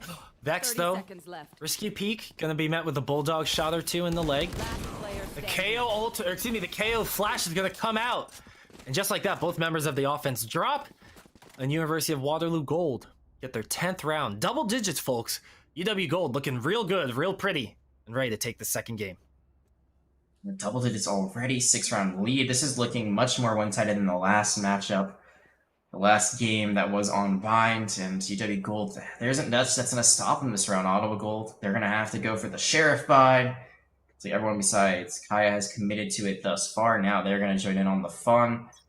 But Ottawa, or UW Gold is going to be able to keep their weapons from last round. So the Spectres, the Bulldogs, they have more weaponry to play with here, and it should get them across the finish line. But one thing I want to say really quickly is I haven't seen a KO in action since the buff, and I mean, he looks amazing right now, but just as I say that, oh, Kip gonna be just one-tapped. Why'd you say something, Jack? Why'd you have to say anything about our friend? Because now he just got eliminated, and the caster curse continues to prove it is live and well. But Vex gonna even out those odds and take down Kaya. And Ottawa Gold, they find a lead, they lose their lead. UW Gold, they lose their lead, they take it right back. Almost found out. They know there's people in trade. They know there's someone really weak. The question is, how do they approach it? It looks like, I mean, you see Vexy just, they're not committing to it fully. They need to piece this together. Oh man, Chinese Shrug gonna go down there. A risky swing there for Sins, but they're able to make it work. And now the Bulldog ends up in Sin's hands. Very important here for Ottawa Gold to find themselves back into this game. They need to get kills. They need to pick up the guns those kills afford them. And with the spike down, they have the numbers. But Prim is looking to be the difference maker on this Astra. Coming through trees, Vex gonna be the one, the first final elimination. Foe returns fire as well. And with the 2 versus 2 coming out, all is left is UW Gold just has to play some more defense. UW Gold, they just have to take the site, come on. One enemy remaining. And there we go, UW Gold gonna be losing one member. But Vex with the classic, oh, the classic right click. It's strong, it's alive, it's well. And Vex gonna be jumping up onto the high ground, showing again what the classic can do in the right hand. And as the defuse comes through, there's gonna be more than enough time, folks. Drama is not going to be afforded to you. 1.71 seconds, plenty to spare, and UW Gold gets the clutch. The exact same thing happened again. Ottawa Gold, like, again, has the site. They have a numbers advantage. And what happens is they just don't peek it together. I think there, if you're foe, you gotta run out, try to help your teammate in tree instead of holding the site. Instead, you play defensively, and once again, you end up falling. I mean, Riot says they try to get rid of Peeker's advantage. It's just, it's so hard to do that in any sort of video game. If you're the one moving, you're always gonna have that kind of first shot, first view. Now Vex, speaking of first view, has this operator set up. Just waiting for a chance. Going to have to end up using the first shot on that Sova drone. And then Vex forced to actually blow the dash. So now Vex, without one of the crucial cooldowns of the Jet operator, now gonna have to rely on pure skill. But Vex taking over control here, say, don't worry, bud, I got it. I'll take it, don't worry. I got this under control. 2 kills, fine. But Prim gonna be giving up their life here. Sin's gonna take it over. Showstopper comes into effect. No elimination, but some damage for sure. No damage onto Kip either. And this is just not looking good for Ottawa. As you can see, they're split up across the map. The Killjoy is in center. Maybe gonna be getting a flank here, but the spike has to go down, and they have yet to make it onto site. As Sova throws out the drone. Bot assist. Great bot there is able to find out exactly where someone is coming from mid, and like you said, they are split, but the question is, can the 2 players that are on point play together? 30 seconds left. Spike is being planted. Is UW Gold going to freak out and try to flush out that flank, or are they all going to play on point? It looks like they do a little bit of both.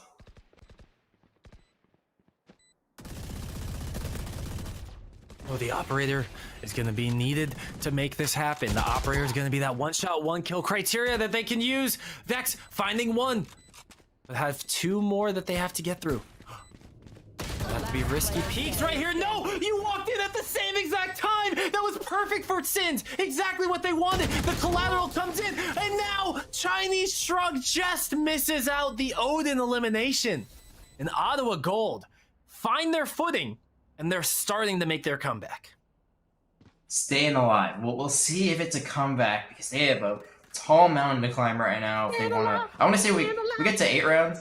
Yeah. I was thinking the exact same thing basically. When they get to 8 rounds, then I think we can start calling it a comeback. Then they've brought the game close enough where it is possible that they're able to actually win out.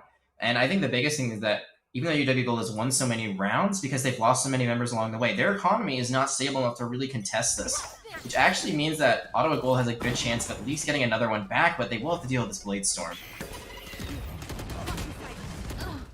Oh, that Blade Storm, and they didn't have to deal with much at all. Sins took care of it pretty handily. Vex getting eliminated at the hands of the paint canister.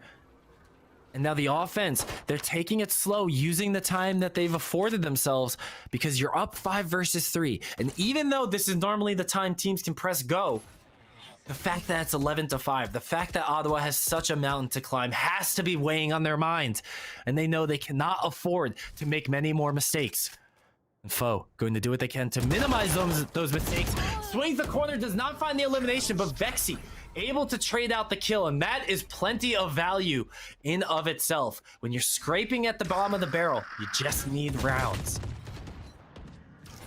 Yep, this wall banged out, and I agree with you completely. I mean, there they had the guiding light up, and then they decided not to go with it, so they probably could have saved their own life if they had gone with the flash, but instead, they're just gonna play with what they have. The 4v2, it's still pretty winnable. I think the thing is you have to cover all your angles, and Kaya on this flank should be able to find out the KO does. And now it's only Prim. It's 2? What? Not again, not like this. Ottawa, not like this. Oh, Prim, you can't do it to him. You gotta be a little bit generous, a little merciful. Ottawa, they're looking to stay alive in this round. They're looking to prevent the match point, or excuse me, the game point from being triggered. And they're gonna do just that. The team ace is gonna come through from Ottawa, and they're gonna stave off that 12th round win for UW Gold yet again. I was having flashbacks there. I was thinking about how many times we've seen that scenario play out, the 2v1 that Ottawa Gold continues to lose there. They're able to stay alive. Not only that, they don't even trade anyone out. They get both members still breathing. Their economy is good enough for them to buy, but so is UW Gold. This is such a pinnacle round here, Beanies. Said 8 rounds was kind of the marker of when we'll know if they're actually making a comeback. UW Gold, the number they have here is 12. They get up to that end.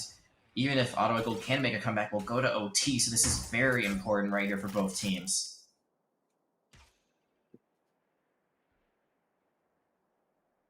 And you can tell both teams understand the importance there. No aggressive moves coming out from UW Gold on the defense here. Caution being shown from the Ottawa Gold offense. A-Site, again, being the one toyed with. Is overloaded, gonna be just a zoning ultimate this time around. And KO not going to be doing too much. Now, Jag, look at how the offense is moving yet again. They love taking A-Site. They love taking control of trees. And KO has to be expecting this. Kip has to be fully aware, that this is going to be happening. And the 2 that he scanned, the 2 that KO actually scanned are going to be the ones coming from A-Long. So this trees push might still be unknown to the defense. UW Gold, this is going to be the moment where the camel breaks the straw. Whatever the saying is, it's going to matter. Until it's backed away there by UW Gold. Just barely, the defense chooses to forego the sight hold. And look at that. Look at that. Kip giving up that angle pays dividends because that kill is going to go over to the defense in mid. And Light adding on to that as well. It's going to be UW Gold just taking over control of this site here. 21 HP. Foe is looking to make something magical happen. But this isn't 34th Street, my friends. This is the 12th round win for UW Gold, and this is game 2 point. And I have a good feeling we're going to be going to Icebox for that tiebreaker map unless Ottawa Gold can pull out something really amazing to their economy. I mean, Foe can't buy anything besides a Sheriff. Sins probably can't buy that much either. Might commit to the judge buy? Nah, they can't, because then they can't even get light armor. So, I mean, these are just overall not looking super hot for Auto Gold, and it's really that first pick again. They always seem to lose someone early on. They really don't need to. There was Kyle, a very aggressive pull on mid, tried to stop any rotation. And actually, Kit was running in and out, their weapon up. They were just, trying to switch back to it, and they still were able to win that gunfight.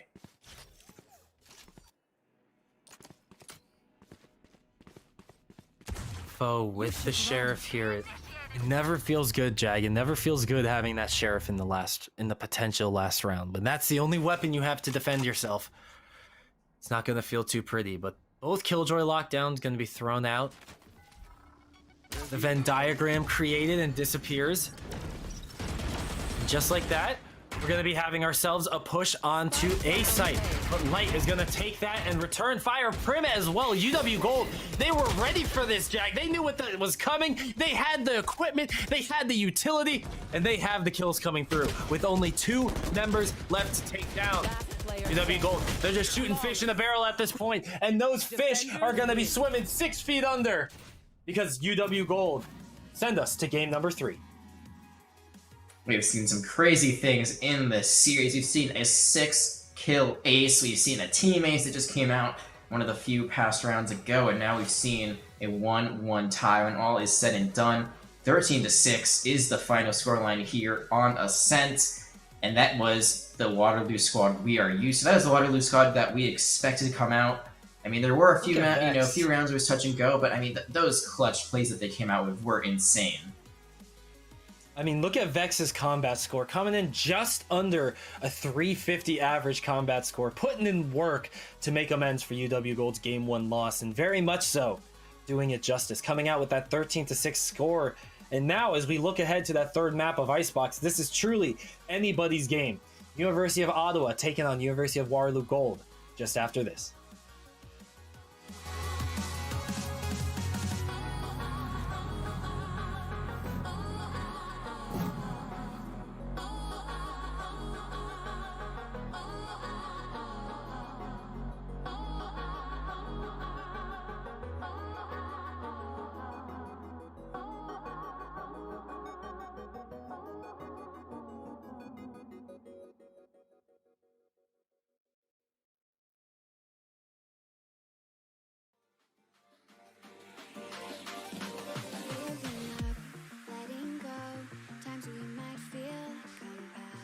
Looking down from the heights that we have built all by ourselves, and there is fear of the unknown, but we cannot lose control when we feel like the world is against us.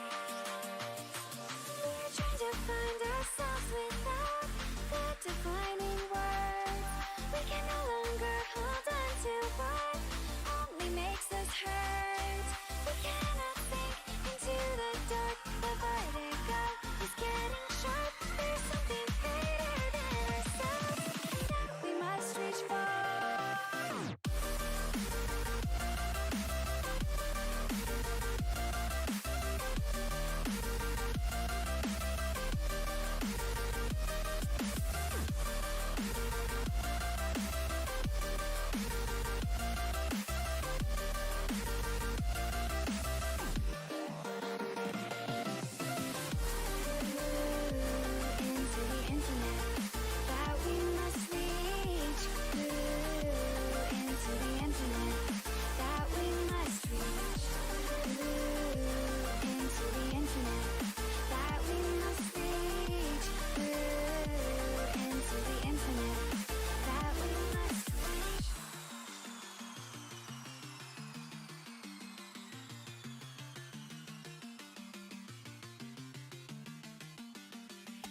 Now which way do we go is the question to ask. There are so many choices that it's hard not to look past. What is real and what is fake, and the risk we have to take. Will we love what is throwing off our balance? We're trying to find ourselves without the defining words. We can no longer hold on to what only makes us hurt.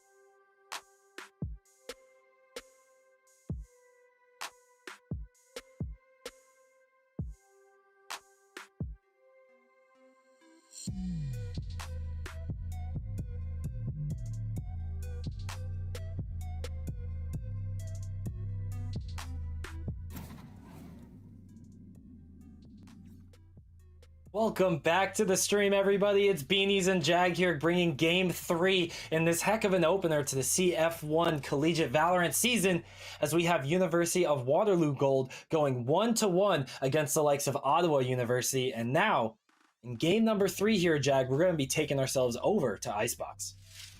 Yeah, and this isn't really anyone's pick. The way that the ban system works, it's kind of just what's left over after all of the bans are done and all the picks have already been made, so no one necessarily got to pick this map, but there was a side that was chosen, and it was Ottawa that picked defense on this side, so on this map. So they will get that advantage going into this, and you know, it's kind of a tale of two different maps that we've seen so far. Bind, Ottawa picked that. They had a strategy going in, they executed it really well on Ascent.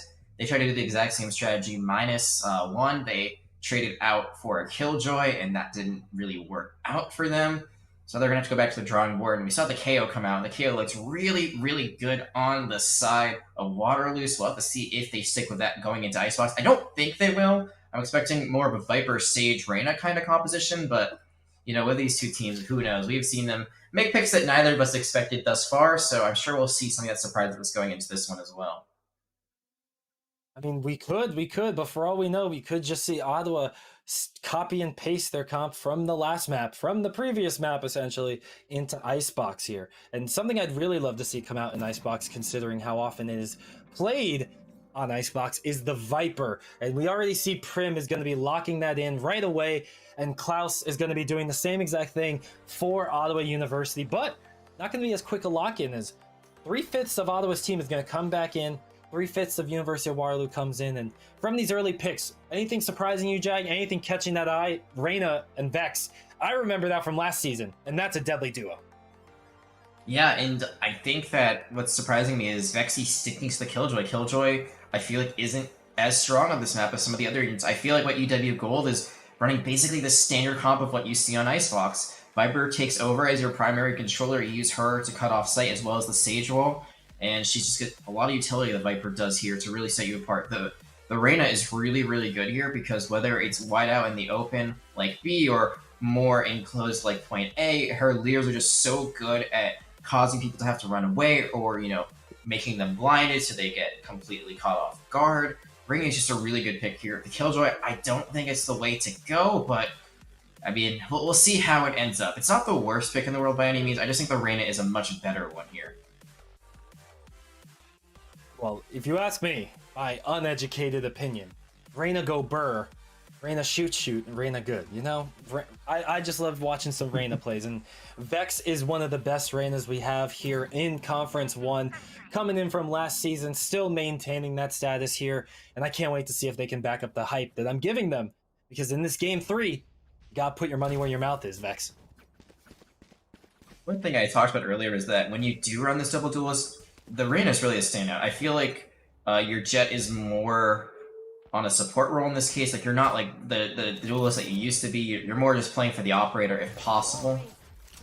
As they cut off connector, that's actually a really good play from that Sage. Now they're going to try to push through mid, and it's going to be shots being traded already. Oh, Foe gonna be getting first blood. Aru joining in as well. Gonna be 2 kills going over for Ottawa Gold. And this defense here has control of the spike. A big drop. And I feel like that could almost seal the deal here. Unless Chinese Shrug has something to say about it. May have spoken too soon here. But the Sage can only do so much. Battle Sage is but a distant memory here. And UW Gold fall. Ottawa taken first round. And I'm wondering there, was UW Gold trying to go through connector, or did they want to push up through low ground on mid in any way and then just try to play for a default pick? If they were trying to go through connector, that was an amazing wall to completely cut off their plan, and then they kind of scrambled a little bit. And if they're just trying to go through mid, it just didn't seem like the shots were there. They traded a little bit, but then one felt really weak. I think it was Prim who felt really weak early on. They didn't check really the site as well. I think they were trying to look towards A, but then they got caught off guard by everyone rotating towards them.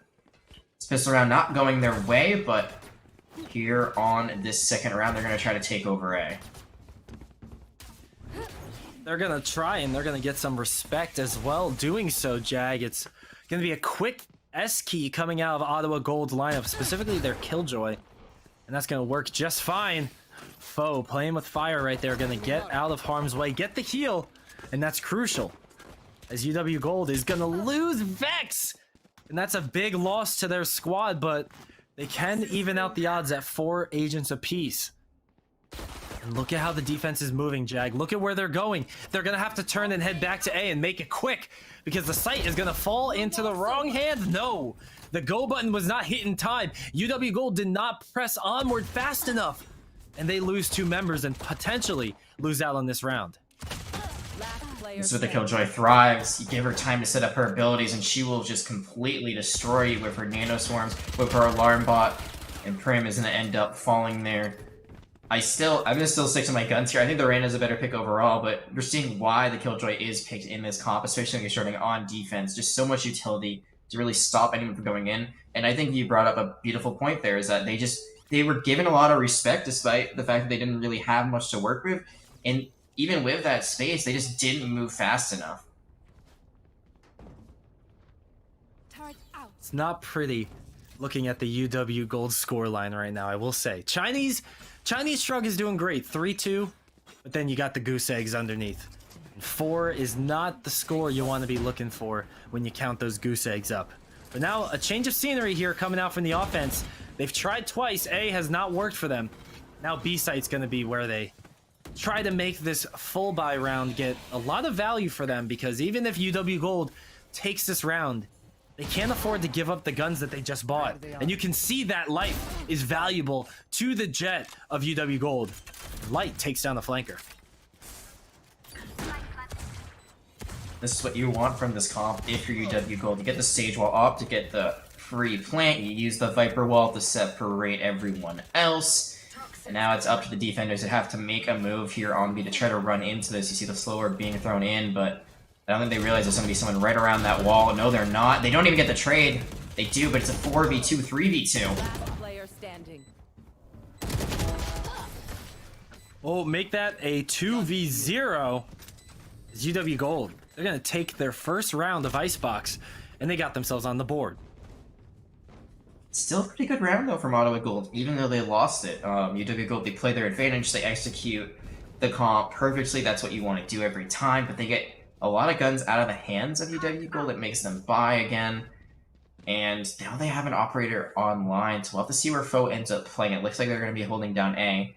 The biggest thing for UW Gold on this side is that Resurrection is already online. Shrug has been exceptional with this Sage.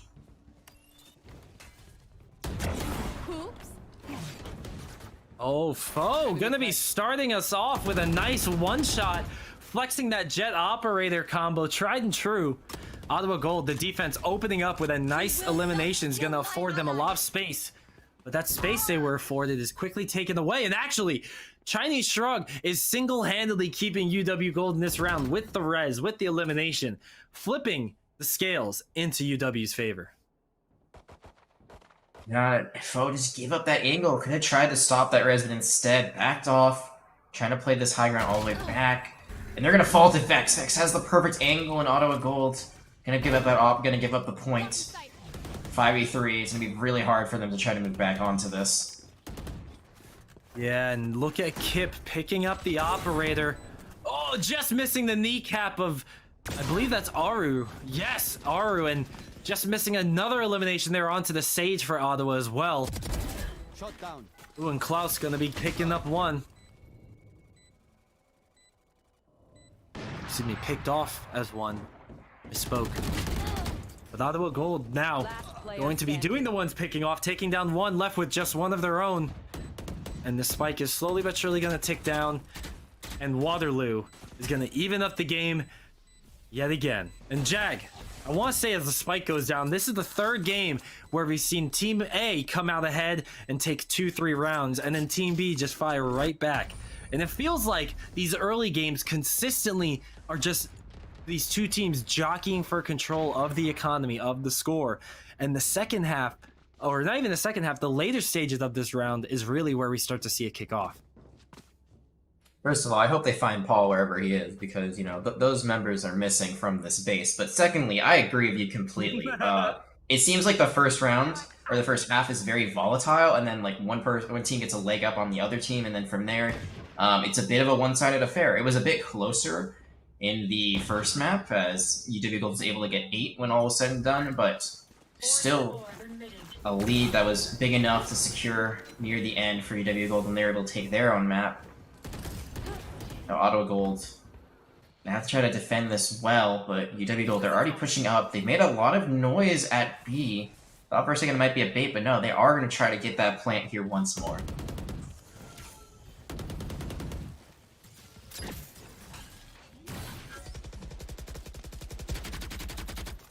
Spike planted. Oh, that's going to be the plant getting dropped. The wall gets taken down as well. This is maybe, Jag, the first clean 5v5 we're actually getting on the site here, as nobody's been picked off too early. Oh my gosh, how's that free haircut doing for you, bud? Foe just barely missing out on an elimination there, but Chinese Shrug not going to squander that opportunity. 3 eliminations at the hand of the Sage with the Vandal, and only 1 member of the defense is left alive. Scratch that. None are going to be left standing, and UW Gold, the offense, they come out ahead 3-2. Okay, can we talk about this really quickly? Shrug once again has Resurrection. Anything. So that is what, like 2 within 5 rounds? Wow. That is insane. That is absolutely mind-boggling, That is- especially because it's one of the most expensive ultimates in the game. That is 9 eliminations on top of consistent spike plants, on top of decisive res using. So even as the res is acquired, Chinese Shrug isn't holding it, isn't waiting, threw it down to resurrect, I believe, Foe 2 rounds ago, and already having it back up. There's so many factors that go into making sure you get that ultimate value. And I mean, decisiveness is at the top of that list. But Sins, hesitating on their decision, going to be holding off, peeking around that corner. And A-site's going to be clear and true for UW Gold. Not going to have to wander, not going to have to look around for anybody straggling on the site, but that Hunter's Fury going to cause a problem or two. The spike will get planted, though. Does find out Vex, but Vex is a ring and it can go for that self-heal if they're able to get the Soul Orb on the ground, but it'll have to be part of a kill for that to be done. Find out where Vex is once more. They're able to take out the Reyna. This operator battle, we might finally see it happen. And no, Kip's gonna be the one to fall too. This is looking great for Ottawa. Oh, that's looking fantastic with Vexy taking down Light. Just peeking, gonna be taking down Prim as well. And the defuse comes out, but Chinese Shrug not even taking a moment break, even on a round that ends up going over to University of Ottawa, Ottawa Gold. It's going to be University of Waterloo that gets the few frags at the end. Shrug has just come online, has been the absolute carry. We were talking about Vex, who, you know, I feel like Vex and Kip, these 2 duelists, they've kind of been underperforming thus far. You usually expect them to have the highest kills in the lobby, both of them sitting at only 1 kill and 5 deaths. It doesn't matter when your Sage is just, yeah, well, now they're going to do amazing. That's how it's going to work, right? But regardless, they do have the Empress, they do have the Hunter's Fury, and they still have that res, which is still insane that they've had 2 so quickly in this matchup. There, they don't get to use it, but those 2 exit frags, very important for economy purposes. Oh, Light gonna be taking the economy into their own hands. You don't need to spend any money to get that Hunter's Fury, my friend. And that's gonna be used taking down 1 member of the defense. Kip, a beautiful line of sight there, getting up on the high ground, locations that only Jet are able to get to with this operator. And Aru jiggles the shot. Somehow, Aru gets out alive. And now that opens up a little bit of an opportunity here for Ottawa Gold to retake, and Chinese Shrug falling. The hottest member on UW Gold right now is going to be down, leaving it up to the remaining 3. And they're going to be doing just great with that pressure on their shoulders. Aru, the remaining member of the defense, gets taken down. And University of Waterloo gets a 4-3 lead to hold on to. Their alt bank is so good. The economy for Ottawa is not very good. They could try to go for a half buy, a Frankenstein buy if they really want to. It looks like they're not going to. They're going to just spend what they can while still having enough to buy for next round. This feels a lot like the first map, especially when, you know, it just was this game of cat and mouse and they kept trading back and forth, and then eventually Ottawa kind of was able to break away. But this time it is UW Gold who is ahead of the pack, and really, they have all the advantages going into this round. Again, never say never. Thrifty rounds are a thing for a reason, but that first ultimate is going to come out early on. The Blade Storm going to be used.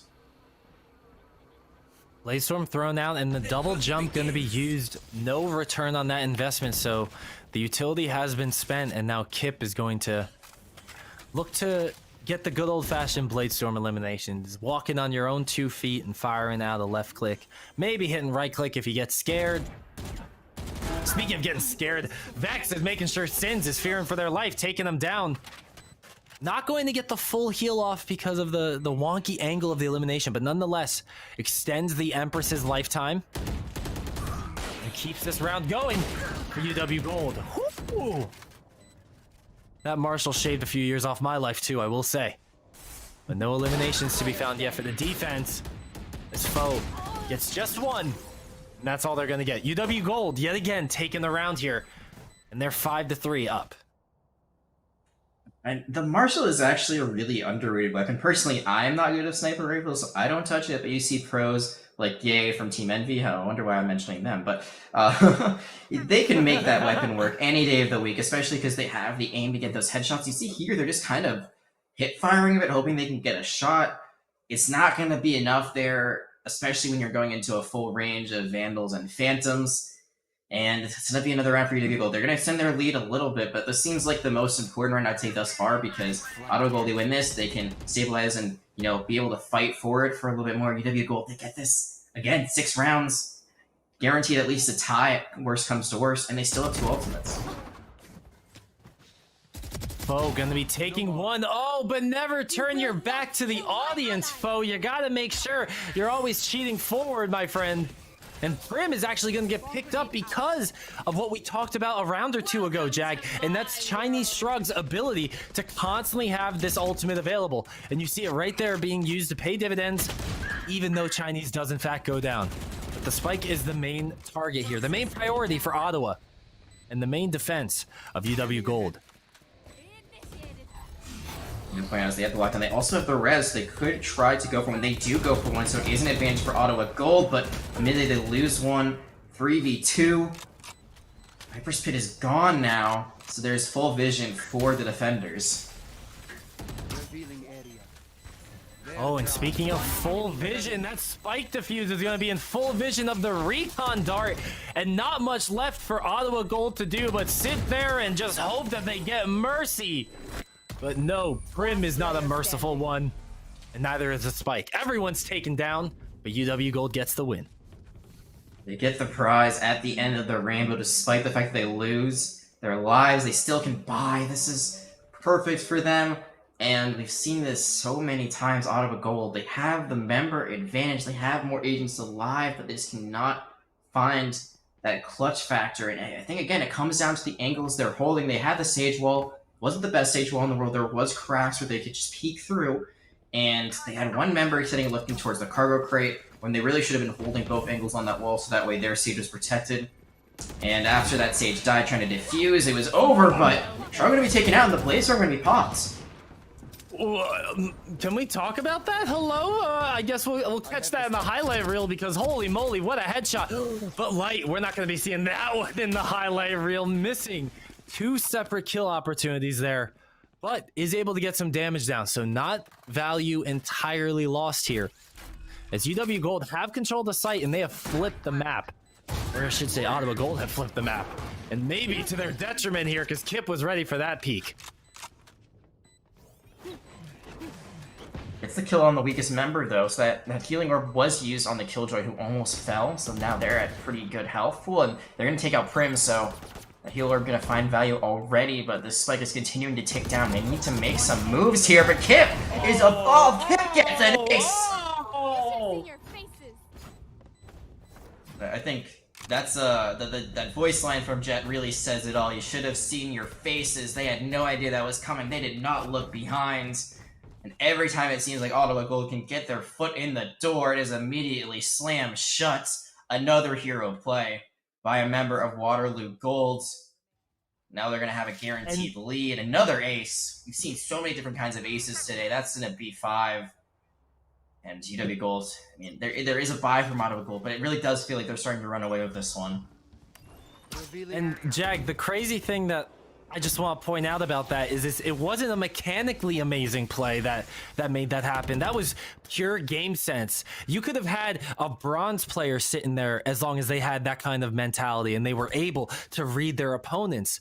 But that's the difference here. That's what makes these players so good. That's what puts them in our Radiant and Immortal tier for CF1 competition. Is it's not just mechanics, it's game sense, it's knowledge, it's patience, it's so much more. And UW Gold is encompassing all of that here as they have a 7-3 lead, and round 11 is looking like it's going to be headed towards A site.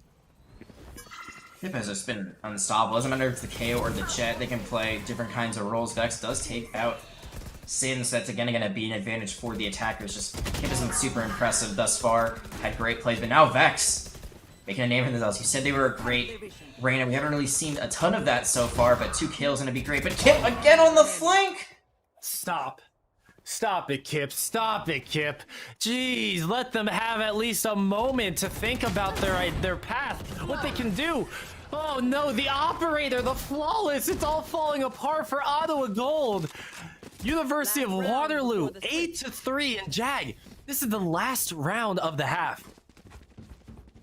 Yeah, and 9-3 is not a great look. I mean, right here, Kip is able to dash out. You saw that foe trying to hold that angle, but the cloud smoke comes up, someone rotates behind. They probably have a pretty good idea of where that operator is being played, and they don't even keep the operator. UW Gold says, we don't need this. Get rid of it, and now it looks like foe's gonna have to settle for that Marshall. This is looking very, very good for UW Gold and very disastrous for Ottawa.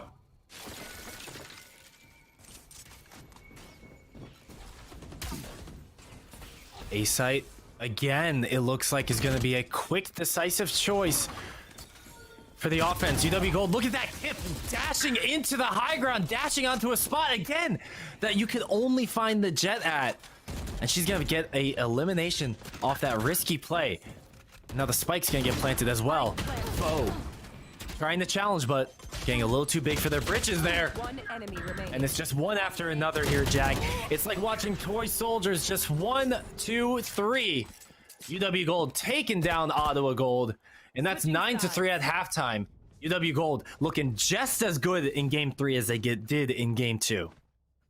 I want to go back to Shrug really quickly. They got 3 reses when all was said and done. They didn't use the last one because it was in the last round, but I'm sure they could have gone to 4th if they had used that second one a bit earlier. Didn't need to because of how dominant they were. This Sage is completely changing the game for UW Gold. They have just, I'd say them and Kip have really been the stars of this map in particular, but can they bring it home? If they were able to win this pistol round, set themselves up in a great spot to really just end this series. But Ottawa Gold, there is still a light. It's dim, but it's there. See what they can do on the attack. Yeah, if I could think of the artist who sang "Shine Bright Like a Diamond," I would shout them out right now. But unfortunately, I can't. So hopefully, you could shine bright like gold, and maybe, just maybe, keep yourselves alive here on the offense, Ottawa's. The squad is going to be taking a page out of UW's book, committing to the fast A-site push. And you can see Aru going to be taking down their counterpart. Light going to fall. Prim returning the favor here. The 3 members, I should say, excuse me, of University of Waterloo going to be up for a task as the spike gets planted. And now it's a 2 versus 4. But great one-way. Kip did not see that coming. Shrug gonna try to do Shrug things, but only has a sliver of health. Is able to find one. Can they find the second? No, that member was so weak, but Vexy from behind. Gonna put that away.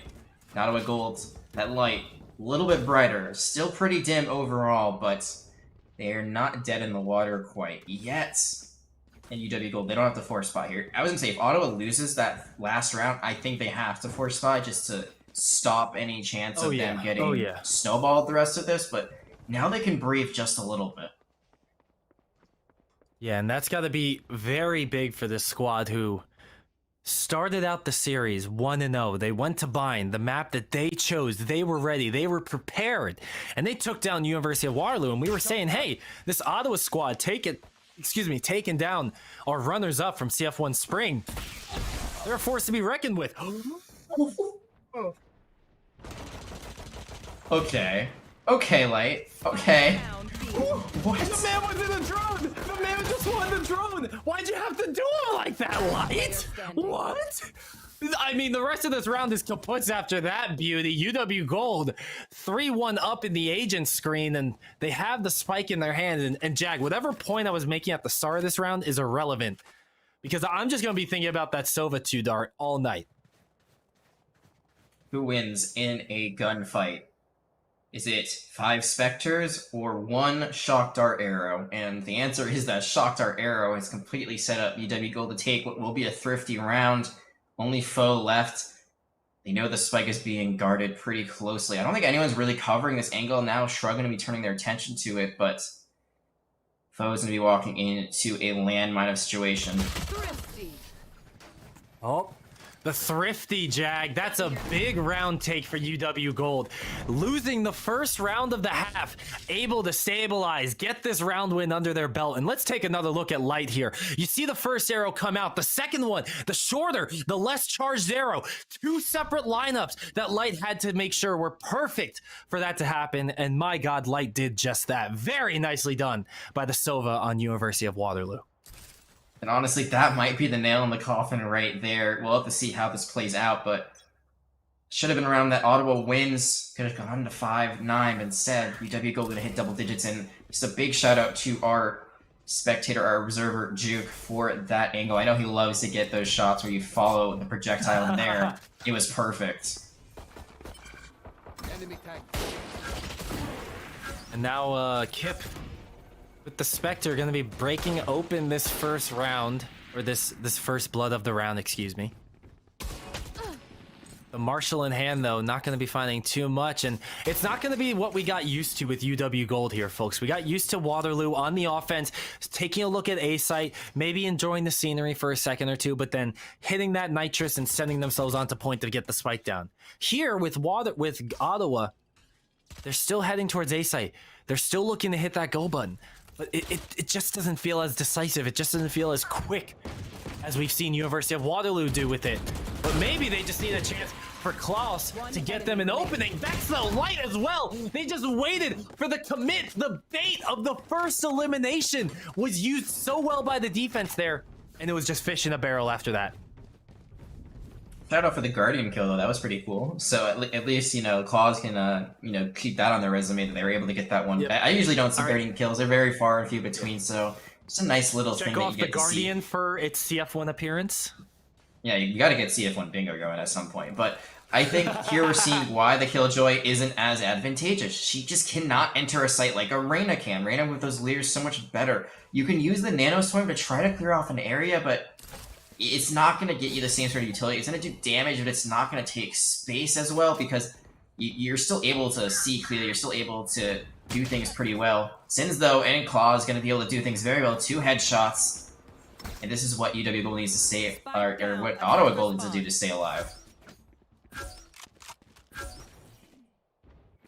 Like, getting themselves out of a bad spot there with the recon arrow attached to them.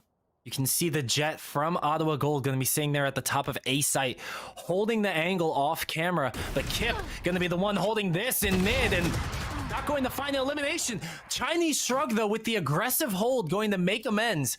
Trading 1 for 1, but still, that's not perfect. Because it's going to be a still 3 versus 1. And B site is going to be held by Kip firmly in their grasp. But it's going to be an A-site plan, and if I had to wager it, I don't think Kip's going to be getting too anxious to take this 3 versus 1. Yeah, I think Kip's going to try to save here, and I don't think there's really much else can do. Actually, so this is a strategy that we see a few times, is that they just throw the operator off the map, so no one can have it, but looks like actually they're going to be holding on to it, so never mind with that one. I thought they might be trying to just get rid of it so it doesn't fall into anyone's hands. Instead, they'll try to see if they can find something here. This is a pretty good angle to have if you're a Jet. You don't really have to worry too much about being found out from behind. Looks like probably not going to be found out at all. That spike is going to go off. Out of a goal. They're going to need quite a few more rounds like that to have a shot at getting back into this game, but they've avoided Doomsday for now at least. That 12th round will not come into fruition. what can they do to keep this going? Still lost 2 members along the way. Can those 2 members buy? That's going to be the big question. If they can't full buy, it's going to be pretty dangerous going forward. It looks like Vexy cannot. Neither can Sin, so they're going to have to make some interesting decisions here about their economy, and the fact that Kit's able to keep that operator means they don't have to spend, means they can buy for someone else. And when you get into the details of that, where you can start buying for your teammates because you're just staying alive for so long, that's when you see the value of preserving your life and not going for those aggressive peaks for the sake of, you know, backing up, maybe challenging at a later point. Or you could take the foe approach and hit Q, hit E, and then, you know, you're back at spawn waiting for round, what is that, 17 to come? 18? Yeah, round 18 to come because we're in 17 right now. But Vexy going to have to try and pick up the slack for the fallen Jet on this squad. And oh, why do you do that? Don't switch your gun with your knife. You don't need to. Well, guys don't switch their knife with their gun when they're trying to run it down points. That's going to be a resurrection for Sins, but is it enough? It's a 4v3, the spike in Sin's hands, and they have that turret to stop any sort of flank. But as you see, there is pretty good mid control from UW Gold for now. Kip is also holding the sightline very well on it. No one is at B, so if there's any time to go B, this is the time to take it before the rotation comes in. Instead, they're actually going to force onto A with this lockdown, it looks like. There's going to be a commitment any moment now, unless it's a bait. They have just held onto it, and I think it's because they were just found out. Us? But there it is coming in. 30 seconds. Yeah, they were just trying to play a trick on you, Jag. They wanted to make sure you were on your toes. You know, is he gonna do it? Is the lockdown coming down? But it comes down. It's a zoning ultimate, but that's the job it needs to do because it gains entry to the point. Ottawa throws up the sage wall, and that's gonna be a spike plant. Momentarily? I say that, but it's not guaranteed. The shorty, oh my god, the spike plant doesn't come down at all. It's a teammate for University of Waterloo, and they're at series point. Match point. Alright, Beanies, I don't know about you, but I've never seen 2 team aces in one series, so this is a pretty crazy precedent. This series has been just insane to watch, and I'm sure I'm enjoying it just as much as the people watching at home right now. Kip, they have a great play just to walk through the cloud smoke with the shorty, find that final elimination. Now Ottawa Gold, because of that decision they had to make about the areas that they force, if they save, their economy is all over the place. Three Vandals. I think I saw a Sheriff as well as a Marshal, and they are not going to get that first kill, so things already looking more dire. They do trade, though. Sins is going to be taking down Prim, so that's very much beneficial for Ottawa. I say that, I was a little hesitant because Chinese does in fact return the favor, taking down 1. So we're left with a 3 versus 3 here as UW Gold, they have themselves match point in their sights. They have the res if they get a safe death, but Kip is going to be dropped in a risky spot. Oh, and the decay is going to be taken away. Claus is going to be taken out of the matchup. And with Chinese Shrug showing up big, a 3K, a 4K, Chinese Shrug just takes it into their own hands and steps up massively for this Game 3 victory. Who needs a resurrection? We can just get 4 kills to close it out. I mean, if they had been pushed after that decay, when they were in that Viper's pit, they were at 1 health, but no one followed up. Instead, they played back. They tried to play the point, and again, it cost them. I feel like we saw a bit of indecision from Ottawa here and there. We saw a bit of them not being on the same page when it came to peaking, and even though they did great on that first map, these last 2 did not go their way. Still, a great performance. I mean, the fact that they took a map off of the reigning runners-up is a pretty good idea of where they're going to be in this season. I mean, it could definitely be a playoff contender, depending on how they do. I think they have a few things to tighten up, a few things to fix going forward, but overall, very solid performance from Waterloo. I mean, they brought it back really strong near the end. It seems like that first map didn't even phase them. No, not at all. You could tell that even though Bind is a map, obviously everyone prepares for, they were a little thrown off by what Ottawa came out with. And come Game 2 and Game 3, we got to see an entire flip of the switch here. University of Waterloo woke up. They had the chance for Vex to carry, or excuse me, not Vex, for Kip to pop off big in that last game. Chinese Shrug popping off massively in this game. I mean, look at the combat score, 334 on your Sage? Okay, Okay, go off there, Chinese Shrug. That's awesome. And I mean, the sky's the limit right now for the University of Waterloo squad, who, as we said before, they showed up with just one familiar face in Vex, and the rest of the squad is looking pretty new and pretty dang good, if you ask me. So, very much a GG well played earned by both of these teams. But Jag, that's only game one of tonight. We have another best of series to bring to the CF1 fans. And after a break, guys, we're going to be bringing you SJSU, San Jose State University, taking on the University of Houston squad. Don't go anywhere. We'll be back with more college Valorant action and maybe a water after this.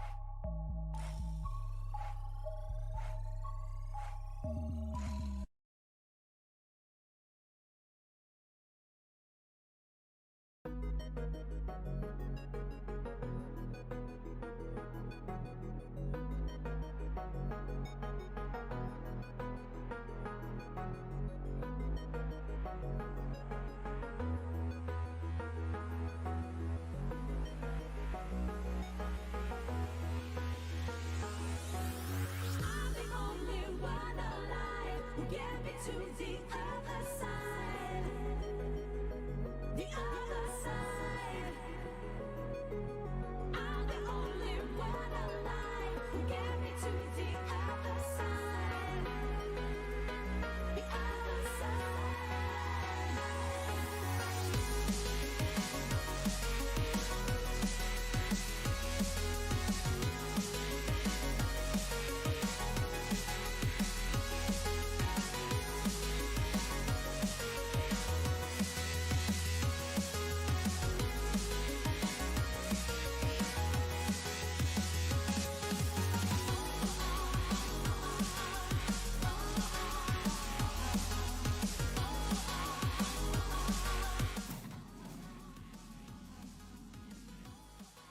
Welcome back to the stream, everybody. Beanies and Jag here as we just finished up a heck of a game one and an amazing way to start off the CF1 Valorant season. As University of Waterloo took down Ottawa in a heck of a close series 2-1. But we got to move forward. And when I say move forward, I mean move out west, because we just finished our Eastern matchup and now we're going over to the Western Division, Jag, where we're going to see two powerhouses with University of Houston and San Jose State University taking each other on. Yeah, Ottawa was a bit of an unknown coming into this, was very impressive. Waterloo was a known quantity. We knew how good they were. These two teams are about the same. Both have been playoff contenders in the past. Both of them were in that spring playoff.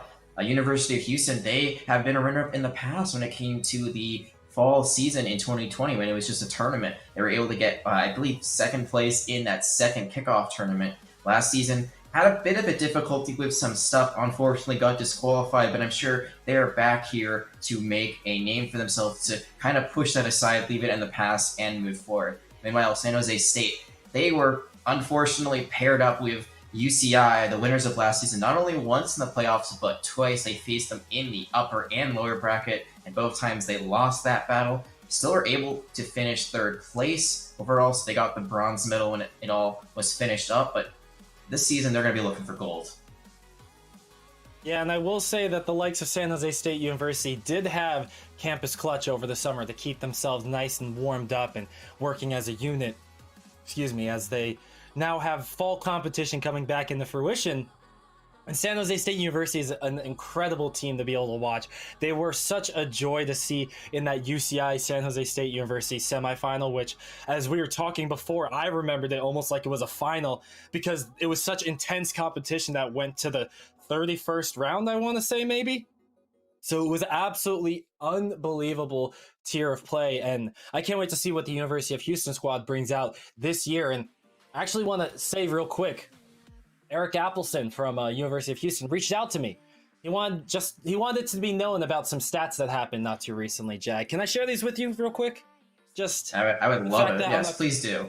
Just the fact on October 3rd, University of Houston beat San Jose 2-0 in a best of 3. Just 2 days ago, they beat them 2-0.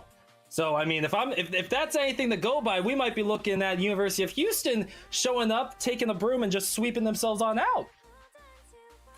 That could be it, or we could see San Jose adapt and change their compositions, their strategy going into this. And once you know your opponent, you are able to kind of work around what you were doing wrong. This is a rematch, so I'm sure San Jose wants to, beat an opponent they've lost to. I'm sure they feel that way about UCI, but weren't able to get it done then. But here, they have a chance to do it, a chance to open up Week 1 here in CF1 with a victory. So there is a lot on the line once again here. I think that's so interesting they just play each other. But we're going to see that map pool about what they're going to be playing today right now, because it's going to look a little bit different from what we just saw. Some familiar names of maps, but a few different ones as well. We're going to be looking at Bind first once again. Haven is going to be the second one instead, and then Ascent is going to be the tiebreaker if we need it. And I'm honestly really excited to see Haven in the map pool. I actually don't like playing it a ton because I feel like that third point is kind of out of place compared to the rest of the maps, but watching it is a treat.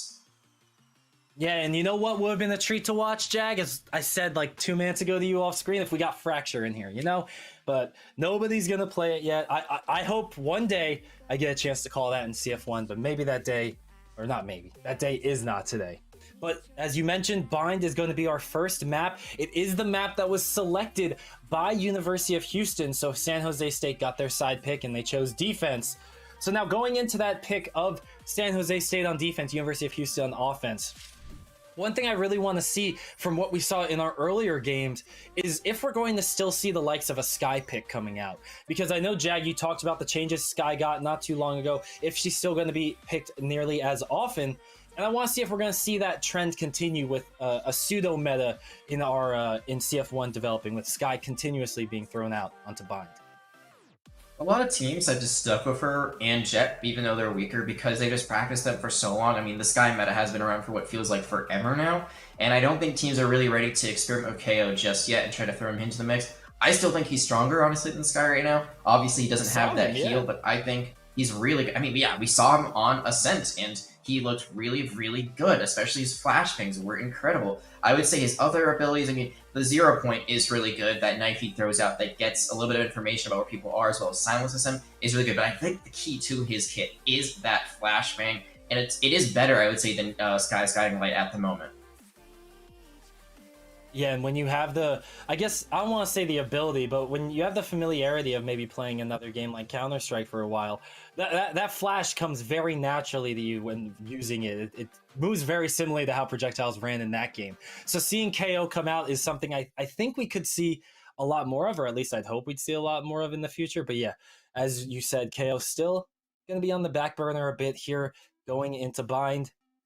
Now, not going to be looking for anything else too crazy, ideally, to come out from them. I know Kevin Choiboy, star player, amazing member of the San Jose State University lineup, loves that Cypher pick. I mean, time and time again last season, we saw Kevin Choiboy playing on that Cypher on the weak side as well and constantly getting value. And I think that's just something that could be really difficult to work back from UH, but that's yet left to be seen because UH was able to deal with that fine 2-0 just the other day.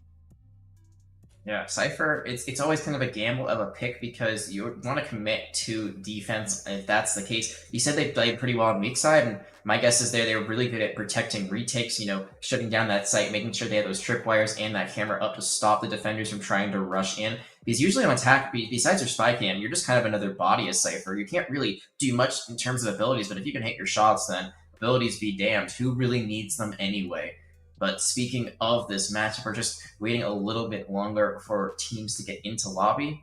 And I think it's time we look again at that prize pool just to remind people what is being played for this season. This is the Radiant and Immortals prize pool. This is the league that we're looking at right now. There's another division. We have Diamond and Below. We'll see those play later on the season, but the weekly round robin will only be focusing on the Radiant and Immortal teams. Yeah, and CF1, the beautiful thing about it is after the first year, I should say, last year, where we had a good amount of teams competing colleges across the country and Canada, now it's just grown to such an enormous level that they are required to make these separate divisions just to make sure everybody's able to consistently play, get quality matches as well, not putting a diamond or a platinum team stuck against an immortal. So having the ability to really showcase these diamond teams and give them a chance to compete for real valuable money is an awesome opportunity for them. And we all know what we can expect from the Radiant and Immortal squads in the finals based off last season. And that $7,000 prize pool is going to be hard fought for over these next 5 weeks. And then that finals weekend you see for both these divisions. Yeah, I think it's not just from the finals. I think from what we saw in that last game, these players have come to play and they really want to be, at the top of the pack, giving themselves the best chance to win part of that scholarship prize pool. Really quickly, I've been alerted that we have someone redeeming a shout out on stream. So damn out, this is your shout out. We appreciate your support for Conference 1. Thank you for being a part of our amazing community. We believe, I think they're from Waterloo as well. So great to see you returning face. Demo, of course. Yeah. All reliable, dude. Damo, I feel like Damo was the smokes player, I think, on Waterloo. I feel like I remember them on Omen quite a bit last year. Let me know in the chat if I'm wrong. If I'm wrong, I'll eat my words. But shout out to you, Damo. Hope you're doing well, buddy. Thanks for giving us that shout out. But I believe we're still waiting for one more player to get in. Do we have any update on the game? Yeah, we're waiting on one player to get in right now, so we just have a few more minutes of everybody getting situated. Gotta make sure you're ready to go. It's the first game of the CF1 season. Could be a little sweaty. Knees could be a little weak. Your arms could be feeling heavy. But that's why we have this warm-up time, so that they can get everything situated and they don't have to rush into this series and maybe start off on the wrong foot like, maybe we saw Waterloo do in that game 1 or that series 1. Hopefully they're not warming up like Eminem, because that'd be very hard to replicate, especially if you're trying to do Rap God. But we'll see if those arms are heavy indeed. And you got one thing to remember is that these are college students. They're not full-time esports athletes. They have full class schedules to deal with. I know when I was in college 2 years ago, it feels like a lifetime ago now, everything that's happened. I used to nap all the time, and I played actually Overwatch in college, and one time I did sleep through a game. So sometimes, you know, you got to be woken up by your teammates because you just took a nap a little bit too long. We're not actually sure if that's the reason why, but, you know, it happens. It happens from time to time, unfortunately. I cannot believe you slept through a game. What? Do you have an alarm on your phone? Does it not work? I do. I slept through it. I was so tired. I'm pretty sure, like, it was, like, around finals, and I think I had just turned in, like, a really, like, long paper, and, like, it was probably, like, an all-nighter or something, so I just slept the entire day, and, you know, it happens. Unfortunately, that is the grind of being a college student, being a collegiate athlete. Sometimes your studies, you know, just wear you out a little bit too much. Valid. I mean, that's the struggle of being a college esports athlete and a CF1 competitor. You got these amazing, talented players who have to put on their best shoes and their best performance week in, week out, and they're still managing to keep their studies and their grades up. And that's one of the commendable parts about all the competitors we have in CF1. Shout out to them. Shout out to you guys watching right now. A bunch of you are probably students watching. Make sure you get your homework done tonight, okay? Don't go to bed saying you're going to do it in the morning, because we all know you're not going to do it in the morning, so don't lie to me or you. Yeah, I mean, you can do it now during the break. You can still hear our lovely voices and see our amazing faces while we still wait for that lobby to be set up in. We got confirmation. We're just waiting on, I believe, one person to restart their game, so hopefully they get back in there soon. It's really unfortunate. I mean, you know, sometimes your game just glitches out when you're trying to get into lobby. These kind of things happen. Thank you so much for bearing with us. We've got a great series ahead, and honestly, like, I feel like this kind of a lull period is actually making me more hyped for it, especially after that last game that went to map 3. I feel like this is just a great, like, you could not ask for a better opening night of CF1, honestly. I would have loved to see UCI and just, you know, if how they're doing, but other than that, like, this has been awesome. It's the dramatic tension that's being built, you know, the unknown. It's like, when are they going to start? When's it going to happen? Who knows, kind of thing. And that just builds what we need, the dramatic tension. We lack that when we start on time. That's the beauty of when we start off of time. Nobody ever thinks about that, huh? But, you know, we may need a little more time to get this sorted out here, folks. So we're going to cut to a quick break. When we get back, Jag, Beanies, we're going to be talking about our matchup between SJSU and University of Houston. So don't go anywhere. We'll be right back, and we'll bring you that best of 3.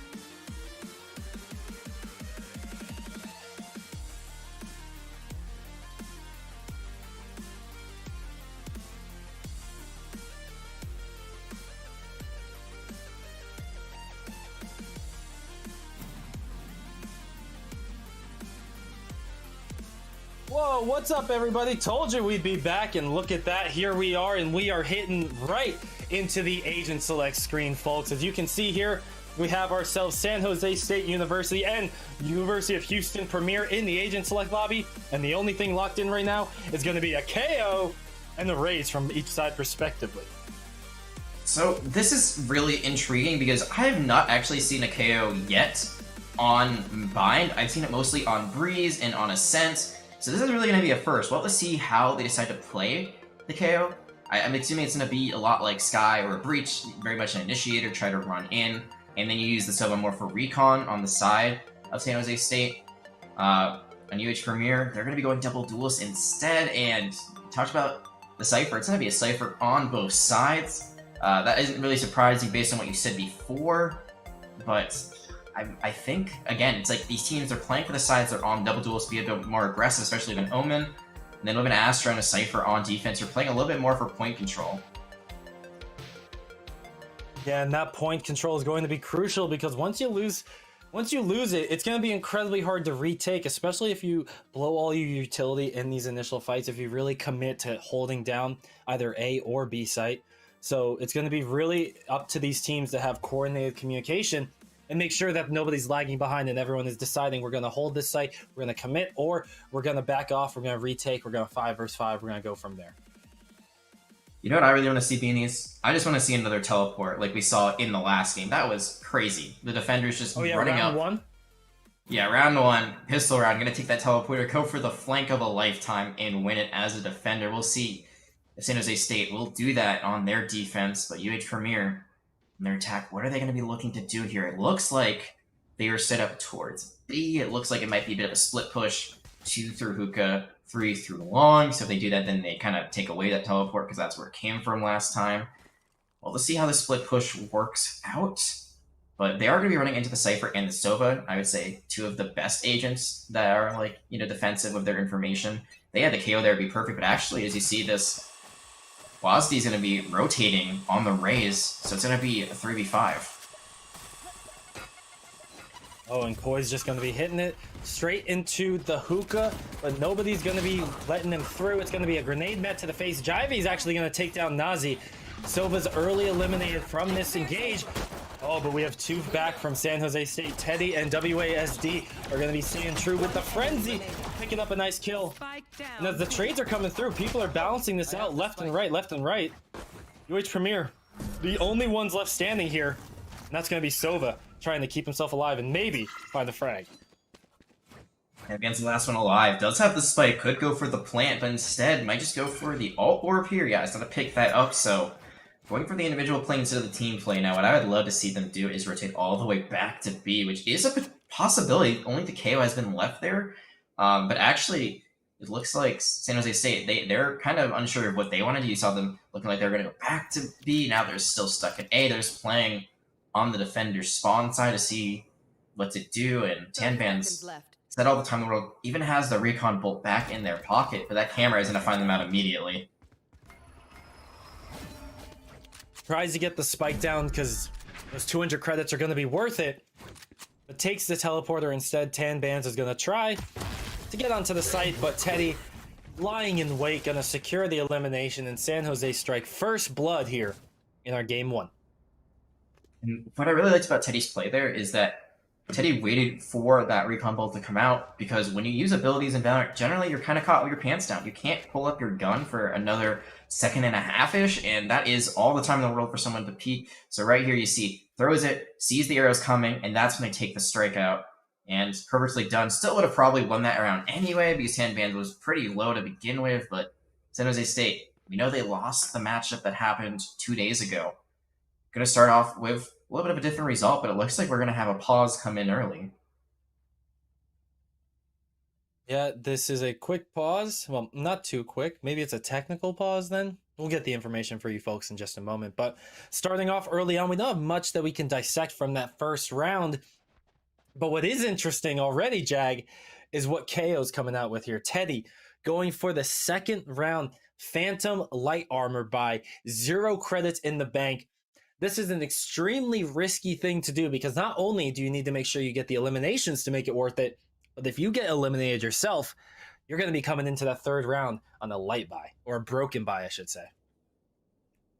And one thing I want to point out, kind of unrelated to the game at hand, but we got notice that currently the University of Houston has this game playing in their cafeteria. A bunch of students are watching this game live. So to those of you watching, hello, and thank you for supporting your school. It's awesome to see that.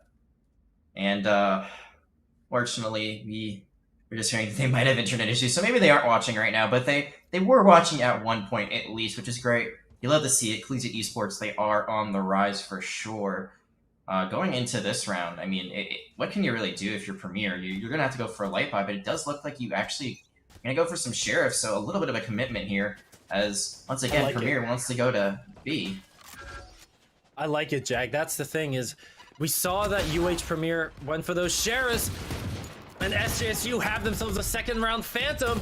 So if UH Premier get one headshot onto KO, onto Teddy, then they could have a Phantom in their hands here in the second round. But that's going to depend on Teddy messing up, and Teddy is not looking to do that. Taking down one, going to be dropping the jet for UH Premier.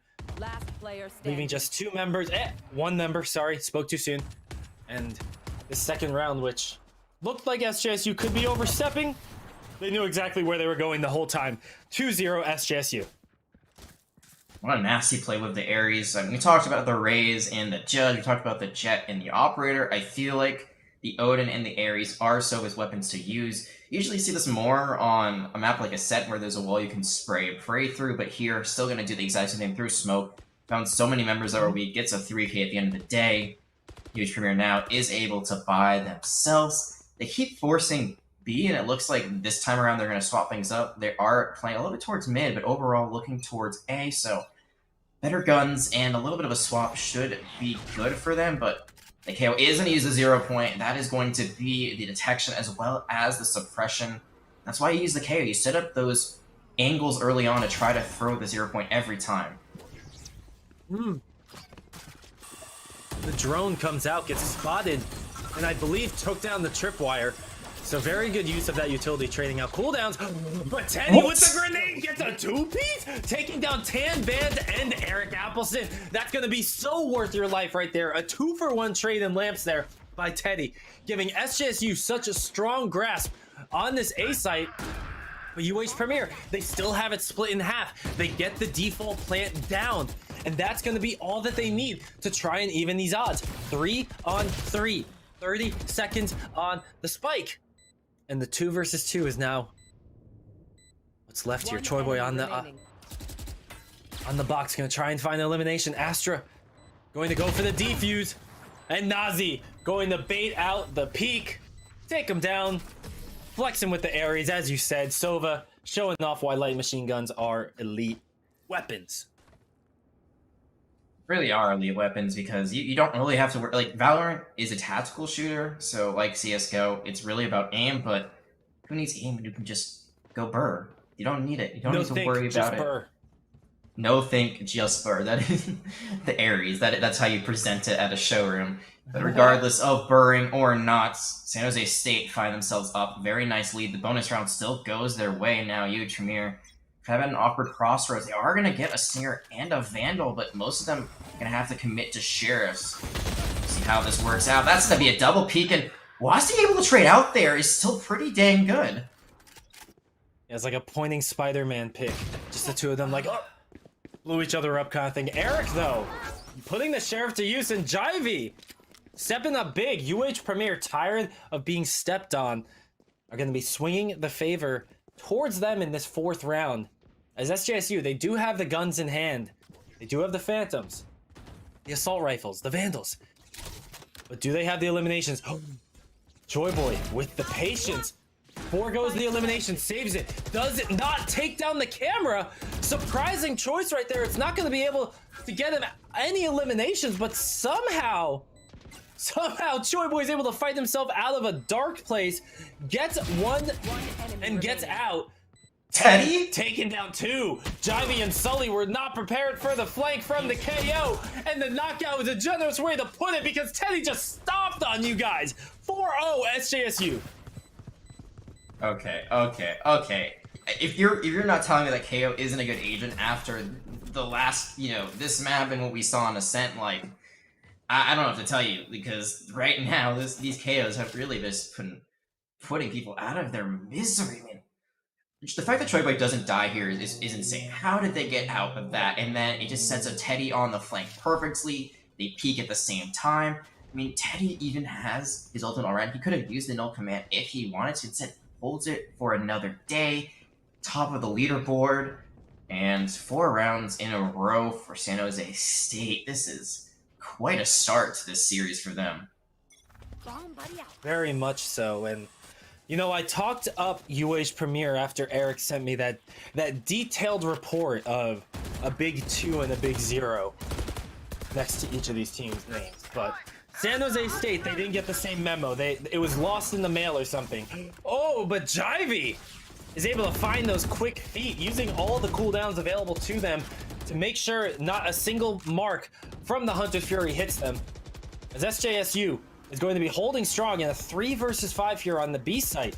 But it's not going to be lasting for long, as that's going to be a dreadful time for Chris. Losing 1, losing a second as Tanbans takes down Teddy. And this is UH Premier storming onto the B site. But they did the same thing last round. They were able to get a decisive control of the round. And they had it taken away. SJSU trying to take back the site. Koi not letting it happen this time. And Choiboy, the lone member on the Astra, had 2 people holding the angle. And that's going to be SJSU dropping their first round of the CF1 Fall 2021 season. UH Premier picking it up. It's very interesting there that both Choiboy and Wasti went for the exact same peak, knowing that, at least Choiboy should have known there were 2 people staring at them. Maybe he was trying to at least find one on the way out, couldn't hit the shots. That's a round loss. It's not terrible for them. They have won 4 in a row, so they could, for the most part, buy, but Chris is going to have to commit to the Sheriff, so that's going to be the weak link here. They still have ultimates, so they didn't throw them out. Mystery was used by Tanban to help get that lead that they needed. UH Premier down 3, but up 4 ultimates, so it's a good shot. If they win this one, then they're really back in this, but if San Jose State can pull it out once more, then their advantage is going to be so good. That's going to be the showstopper being used, and I don't know if it's going to find anyone here. The smoke blocked out Cypher from getting picked out, but Choiboy was caught by the recon arrow, and Koi almost made the 2-piece happen, but Teddy stops it in his tracks, but cannot stop the spike from getting planted. UH Premier get the default down, and they're looking to take control of this site and the rest of this round. WASD going to be grabbing a showstopper elimination. KO gets knocked to the floor, and the team ace comes out. UH Premier find their footing, get themselves a second round on the board. That was an amazing... I think that was a paranoia that came out from UH Premier, because I don't think there's anything else that can really stun or blind on that on the other side, or on the UH Premier side, but you saw there, try to go in with the showstopper of their own. They do find one because Wasti is stunned up. They can't escape. It's only a trade. Teddy's taken down. The null command isn't enough to save him. And they're going to have to go for a late buy. The first one of the series for them. You see a Bucky and a lot of sidearms coming out, but it's not going to deter them yet as take out the recon ball and again go for the 0 point. Both the recon and the shock arrow going to be coming out. Nazi, though, a 2-piece with the Sheriff headshots. Incredible work right there. Eric Appleson doing a nice little bit of work himself, but Nazi, the real star of the show, getting a 3-piece.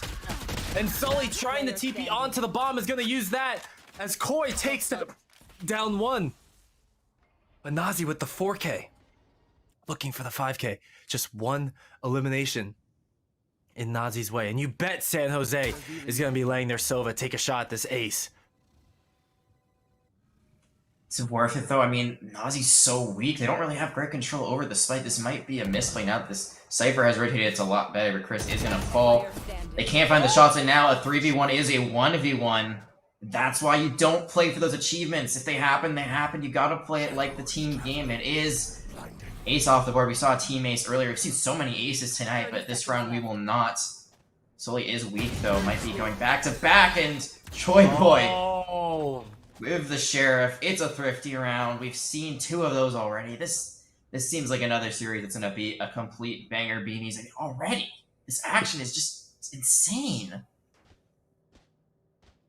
I mean, I want to say I'm not surprised, but to see San Jose State coming out here firing as well as they have, and I guess more so to see UH Premier stumbling as much as they have been so far, is really what's catching me off guard. But as I say that, Jag, as I say that, I get flooded with memories of UH Premier in the spring and the fall. And I feel like this has happened to them against San Jose State time and time again, and UCI and these other powerhouses that when it gets broadcasted on CF1 stream, it's just not the same as those other tournament matches, you know? It's just it's a different beast, it's a different breed. SJSU just shows up to compete every single time they compete in CF1. Stream matches, you're alive in the lights, it's prime time, it's your chance to shine. Wasi going to be taken out. It goes a little bit too far into their own Cosmic Device, just tries to run through it, blind peeking, and ends up falling because of it. That Cosmic Divide is going to come down soon. Two other ultimates still online for both sides, and it looks like they're just playing the waiting game. Oh, Jivey is going to find Teddy, and that's going to be big for the UH Premier offense. They needed to find one to make their way onto site. They're going to get a peek onto Nazi, who does take one with him. But that's still UH Premier with a numbers advantage, and the spike going down. A very crucial set of conditions that the UH Premier squad just met. Man's living on a hope and a prayer right now. That's the first target you try to find out with 4 health, but the rest of the team is just kind of playing around their Soba, making sure that they aren't vulnerable. San Jose, they're going to really struggle to try to get back onto this point. Chris. Oh, Chris and Joy Boy. Just like that. This turns in from a 2v2 to a 2v1. Troy Boy going to be the savior, finds the elimination, and Eric Appleson trying to take a shot into the spike, but Eric Appleson just has to play the time, and he's going to do so perfectly and walk out with the elimination on the Choi Boy. Eric Appleson and UH Premier pick up their 3rd round. Worse out 2 ultimates, win the round, but you lose a lot of members along the way. It looks like it's not going to be too costly, as everyone except for Jivey can buy, and Jivey has the Blade Storm, which is basically a free weapon anyway, so it doesn't really matter too much. It's just going to commit to only the Frenzy. So overall, very good route by UH Premier. A great answer back after losing that Thrifty round just a round or 2 ago. And we'll see if they can keep up the pressure. Should be around for them.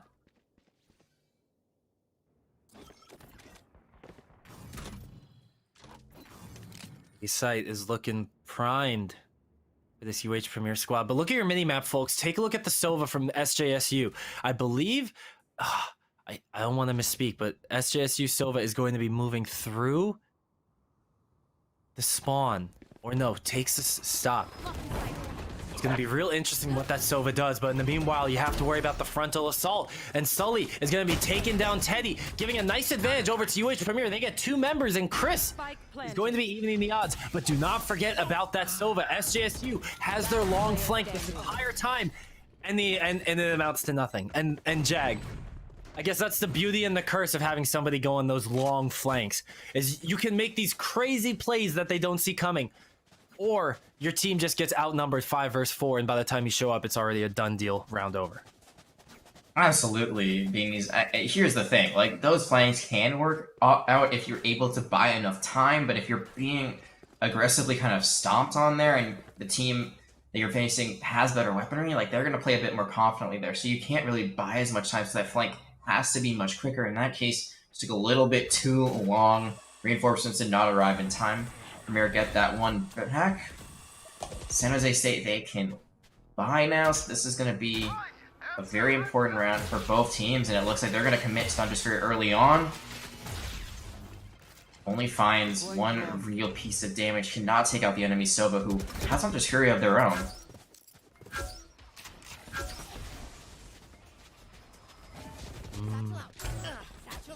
I'm liking what Koi was doing until WASD was able to force him into a bad spot, but that's just going to be a bump in the road here for SJSU, as that's going to be San Jose with 2 members left standing.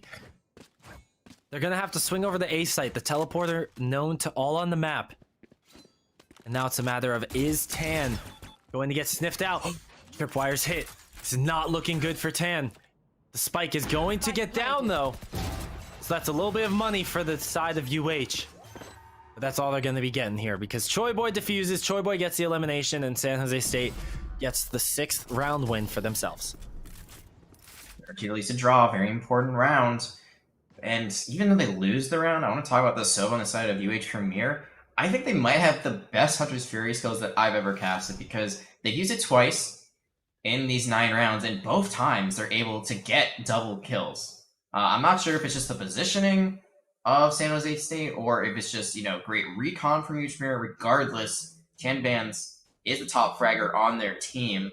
There's a reason for that. We'll see if the Sova can keep it up. So both teams can mostly full buy. It is actually going to be Nazi going for the Ares. So that is one of the favorite weapons of Sova.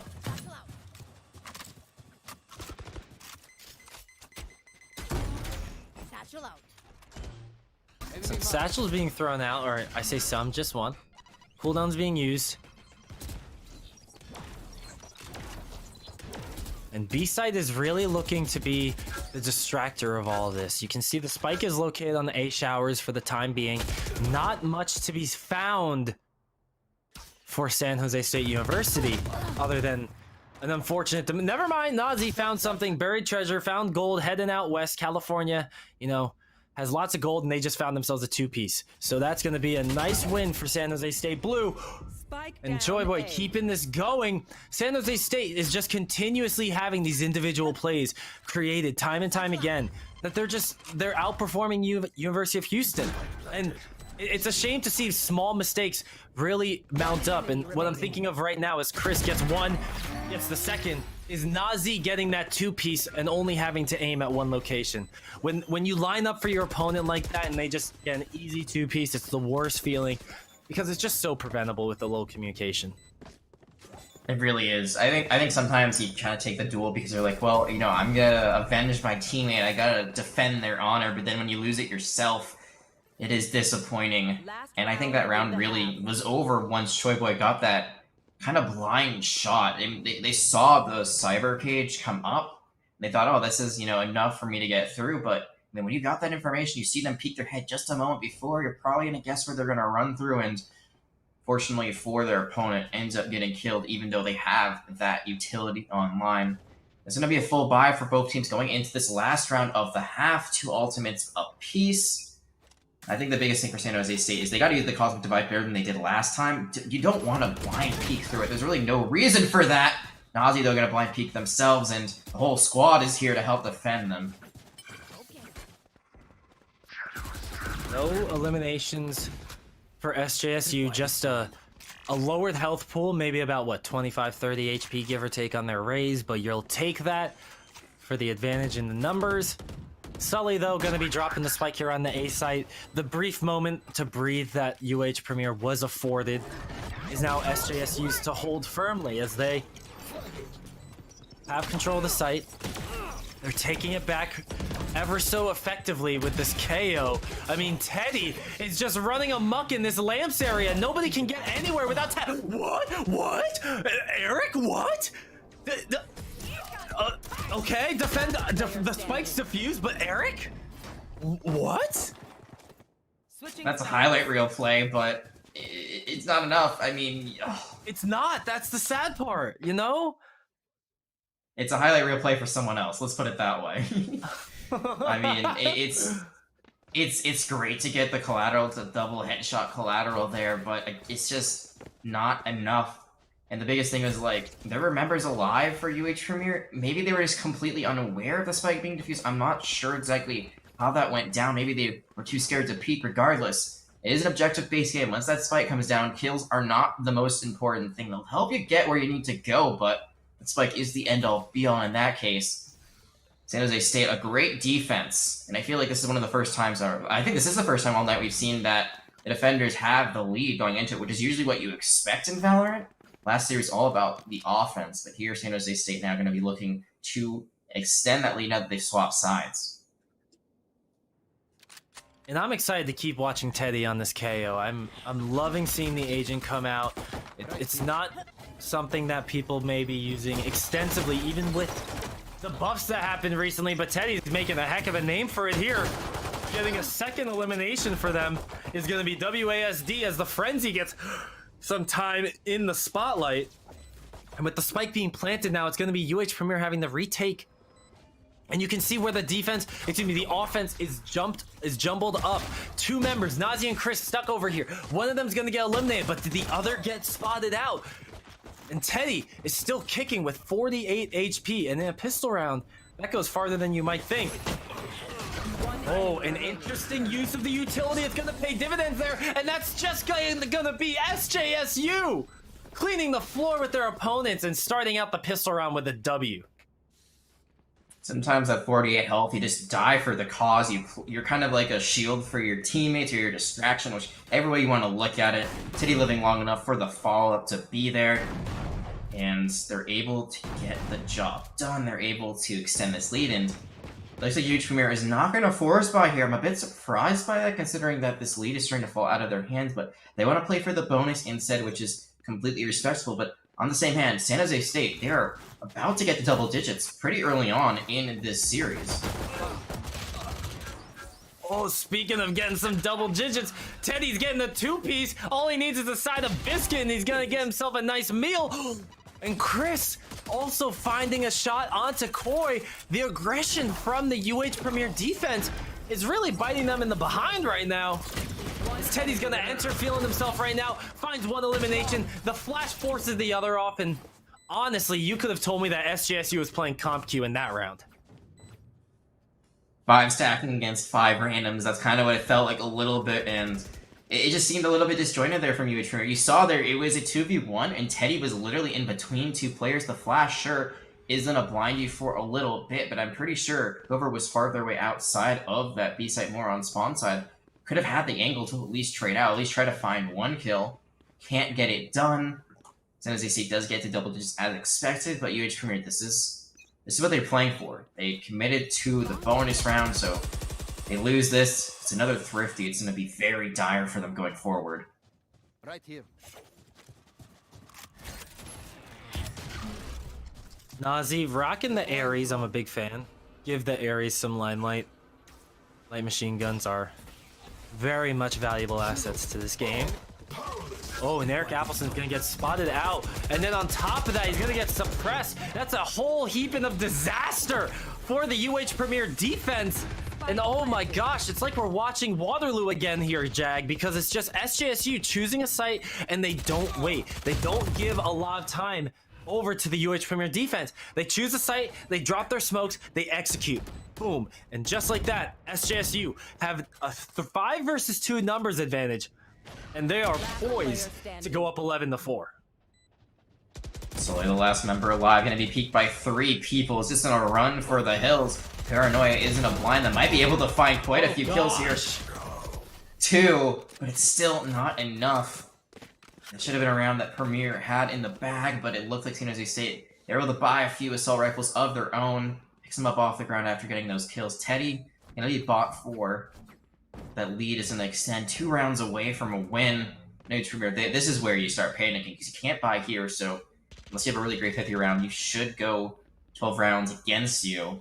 And after that, it's the penultimate round. You lose another one, and it's done. It's game over here on binds. Okay, let's get this goes here. No pressure though, Jag, you know? No pressure. Just No pressure. No pressure. no pressure. You'll be good. Don't worry. Hakuna Matata, right? Oh. Oh, Sully's saying more than just Hakuna Matata right now. Oh, never mind. Oh, Sully's eating their Wheaties. That's a 2-piece with the Sheriff. Oh, the headshots are so easy for Sully. And that's huge for the UH Premier. Did you see that? They picked up 2 sets of Phantoms. That's massive for this defense, looking to turn this game on its head. He also wasn't found out to this Jet, only as a classic, but no one's found. If no one finds out and Jaibi is able to get a little bit of a sneak peek, they might be able to get a kill here. Oh, they definitely know now after that. That was a clear sign when the wall starts firing bullets at you that it's not just the wall. Oh, Nazi's gonna be taking down one. A second Choi Boy also joining in on the fun. Eric and Sully cleaning up the response. And Chris, the lone member, 95 HP, cannot get the peak. Gets the second attempt and doesn't miss on Sully. The clutch coming in from Chris from SJSU Cypher. And that's going to be a 12-4 scoreline here. And it's game 1 point for San Jose. You were saying this kind of felt like Waterloo for San Jose. They just had this rhythm that wasn't going to be stopped by anything. I think UH Premier looking a little bit like Ottawa there. They have the advantage, but they peak one at a time there. When you have, I guess they had a Spectre, I think, so maybe they were worried about firepower, but if you're worried about that, close the gap. Go through light instead of peeking out there. But like you said, 7 rounds. This is the last round here. They have not lost a round on attack thus far. Since the side swap, it has been all San Jose. Oh, Jivey pulling out all the stops here. Nazi was not expecting an operator peak, and if he was, you better feign ignorance, my friend, because that did not look good. But Jivey's looking great with the operator at third shot. Looking for the fourth, but Choi Boy gets the up close and personal elimination. Nonetheless, the defenders are able to not only secure the round, but secure the operator as well. What more can you want there? Keep the operator, win a round, stay alive. I mean, every round now is you're staying alive. You gotta win 7 more to have any chance at winning this map, and then it goes to overtime, everything resets, and if we get to that, we'll get to that. But for now, they're still in the zone. Nazi has to go again for the Ares, but it doesn't really feel like a settle. It honestly feels like you're just buffing them when they have that weapon in their hands. I think the biggest thing if you're Premier is what ultimates do we use here? We cannot hold on to them for too long because there is no tomorrow if we lose another round. You commit to Thunder's Fury early on. I think you just try to delay someone from touching the point. Maybe you're able to find a kill. I mean, Tan Bands, again, has been incredible with that ultimate thus far. So we'll see how that works out. But it looks like we have another technical pause. There is the meter. You can tell the difference because if it's a coaching pause, you'll see it come up in game. If it's a technical pause, you'll see that little timer at the bottom from our own production. And as these teams take a little bit longer to think about it, on the other side, San Jose State have the Cosmic Divide. But personally, Beanies, I've always thought that that's more of a defensible. I think it's very hard for attackers to use it unless they're already on the site. Yeah, it can be a little difficult. And another thing, I guess, that could be a little difficult unless you actually get onto the site is really finding any value for Cypher as a whole. You know, having Cypher's kit, you can protect yourself from flanks, but you really need to secure the site. So essentially, until you are able to get control of a location, you have your camera, and if that camera gets taken down, well, you gotta use that gun. You gotta use your 2 legs. You gotta use your noggin. But that hasn't been much of an issue for SJSU. I mean, they have plenty of other tools to gain entry onto the sites. They have avenues to make sure Chris can set up with the Astra Smokes, with the KO initiation, with the chaos that is provided by the Sova darts and the Raze utility. It's just so many different ways to make sure Chris can get on site, get set up safely, and just further ensure a safe protection of the post plan. And you can see the Cosmic Divide is going to come down. Going to be used there by the offense. They're going to be splitting off the back of the site. Spawn is going to have no access to viewing this. But Eric Appleson throwing out the ultimate, going to eat the boom bot, pay for it with their life. But overall, I think that's going to be a worth it decision as Sully Val gets a nice flank to come out. He's trying to peek the spike, is down, and it's only now Nazi with a Phantom. Doesn't matter. Great rounds. And that's the thing about Cosmic Divide. You don't really know who's on point when you use it, so they try to use it to cut off anyone coming from defender side. No vision there, but there's still someone on point. They don't clear it out all the way. That's the first kill. And Tan Vance again with this Hunter's Fury, finding value. Gets it done, gets 1 kill. They've gotten a kill, I think, every time they've used it, but they also commit every ultimate they have. It's worth it for this round because San Jose State has to go for Miko round. They cannot buy, but going forward, I mean, you see Koi is close, so that's the ultimate they're closest to, but everyone else, only 1 or 2 ult orbs currently. Oh, Sully, big elimination to start it off. UH Premier needs to keep this momentum riding high, and Sully has been a key part of making this happen. The catalyst, you might even say, of this comeback for UH Premier. But we can't call the comeback yet. We can't call the comeback yet. because they need to put a little more eggs in that basket. But Eric Appleson doing some great work there. And hey, yo, Jag, your Guardian getting some time in the spotlight here. There we go. It's like the Easter Bunny, you know? If it comes out, you're like, oh my god, it's real. Like, the Guardian is an actual weapon in this game. And then it's gone for the rest of the game. But we get that one moment with it, you know? That's what matters. The one We'll cherish it special forever. Kodak moment. It's the Kodak moment. Cage triggered. I don't think this is a Kodak mode for Chris, who has that Guardian right now.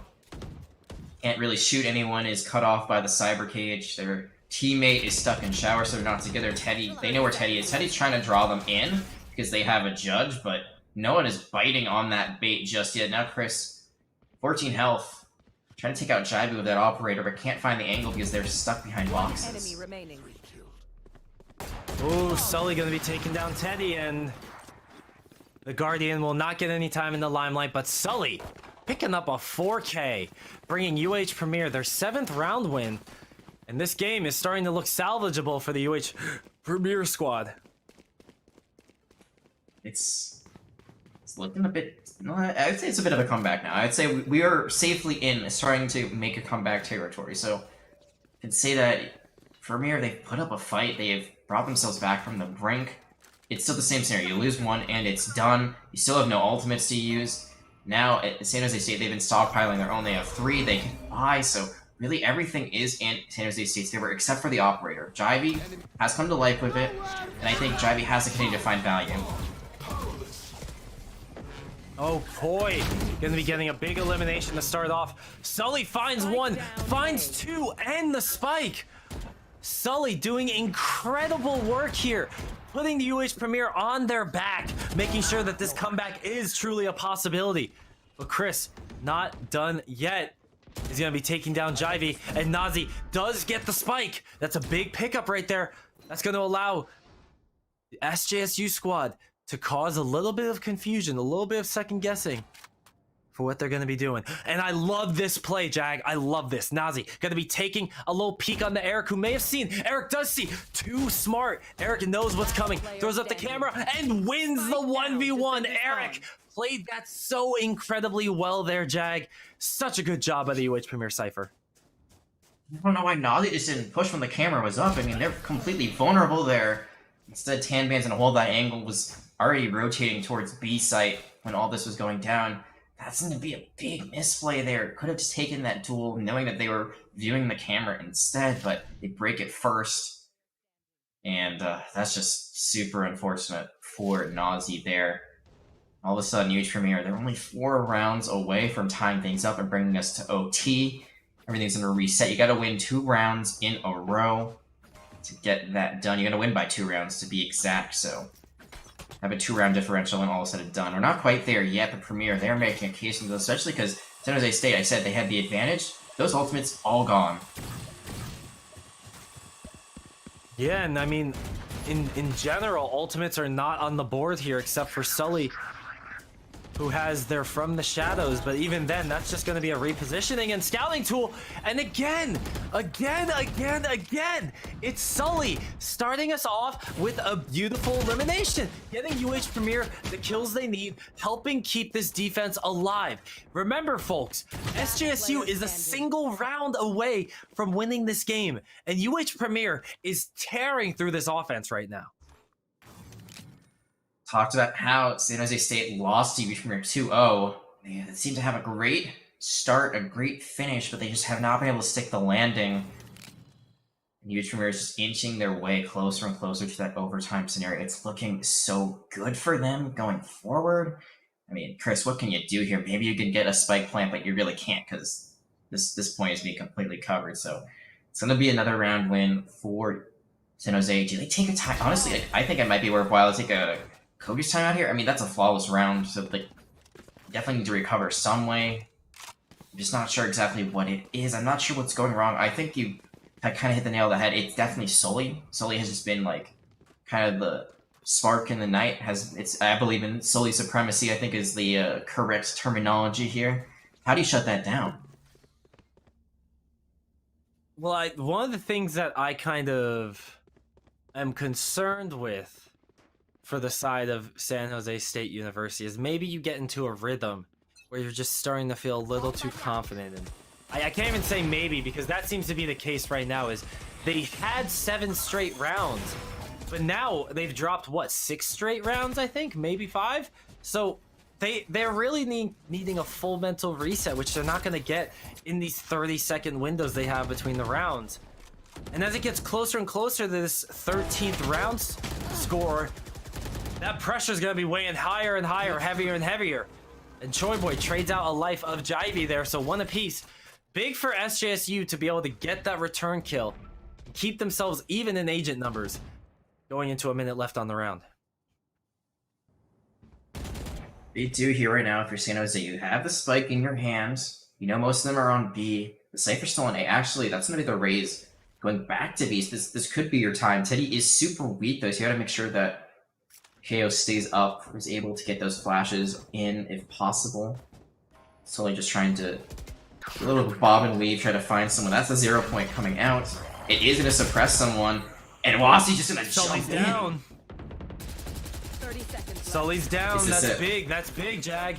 Without Sully, how is UH Premier going to be able to fight back? They don't have the catalyst. They don't have the hottest player on the roster this game. And with the Cosmic Divide going down, Choi Boy's going to give up their life. Teddy's going to trade 1 for 1. It's going to end in the favor of San Jose. And with only 1 member left standing, Tan Band is going to have to make some magic happen. Nobody knows where Chris is. WASD knows where Tan is. And that's going to be San Jose State stabilizing, finding their footing, and getting that first round in the CF1 season on the board. And what did we talk about? You can't use the Cosmic Divide unless you're already on point. You know you've cleared it out, and that time they did it flawlessly. There was a moment of fear in their hearts when they heard that Showstopper coming out. It was actually the Blast Pack that got a kill, but Teddy there in the right position, despite the fact that they were so low, became a 2v1, and they held their angles very well. And Chris, like you said, no one knew where Chris was. Chris was at full health, but it was going to be the Rays that gets the final elimination. San Jose, they might have lost to UH 2 days ago, but they are not letting Premier take another 2-0. It's going to be at least a 1-0 going forward. It might be a 2-0 going the other way this time around. Yeah, San Jose State University showing up big time, showing us why they were a representative for the Red Bull Campus Clutch this summer, and showing that, you know, even though a 2-0 happened 2 days ago, new day, new dawn, new score, new game. And look at that, a whole new squad coming in, taking this game 13-9. Incredible work right there. And San Jose State University, they may have gotten this first game under their belt, but the job is not done yet, folks. This is a best of 3. So we have another game we got to bring to your eyes. And just after this short break, we'll be back with Game 2 of San Jose State taking on the University of Houston.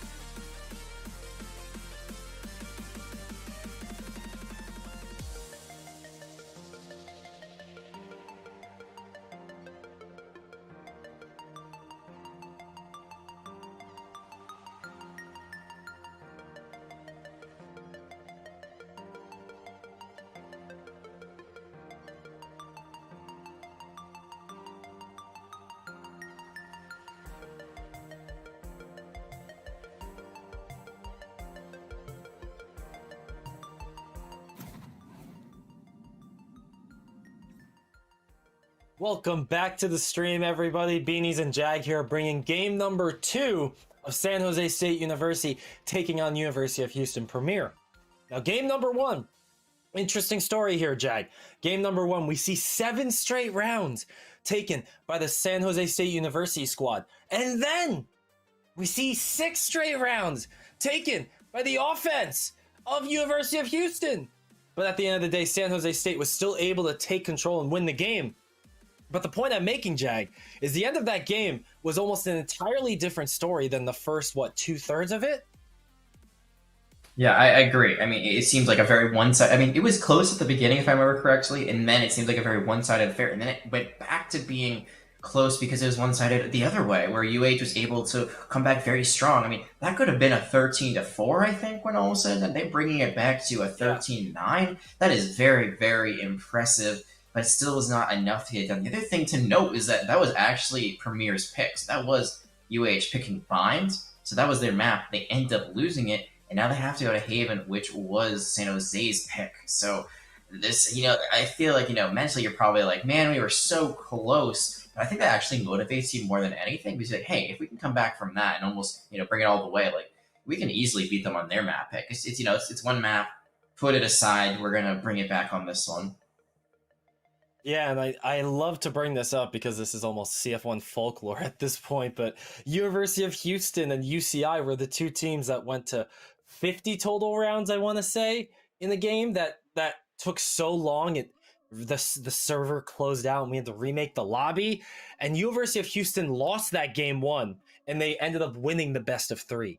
So if there's going to be any team that can stick to and stick through a tough defeat, it's going to be the University of Houston Premier squad. So I'm excited to see how they can come back here on this game number 2, where we are going to be heading out over the Haven, this pick of San Jose State.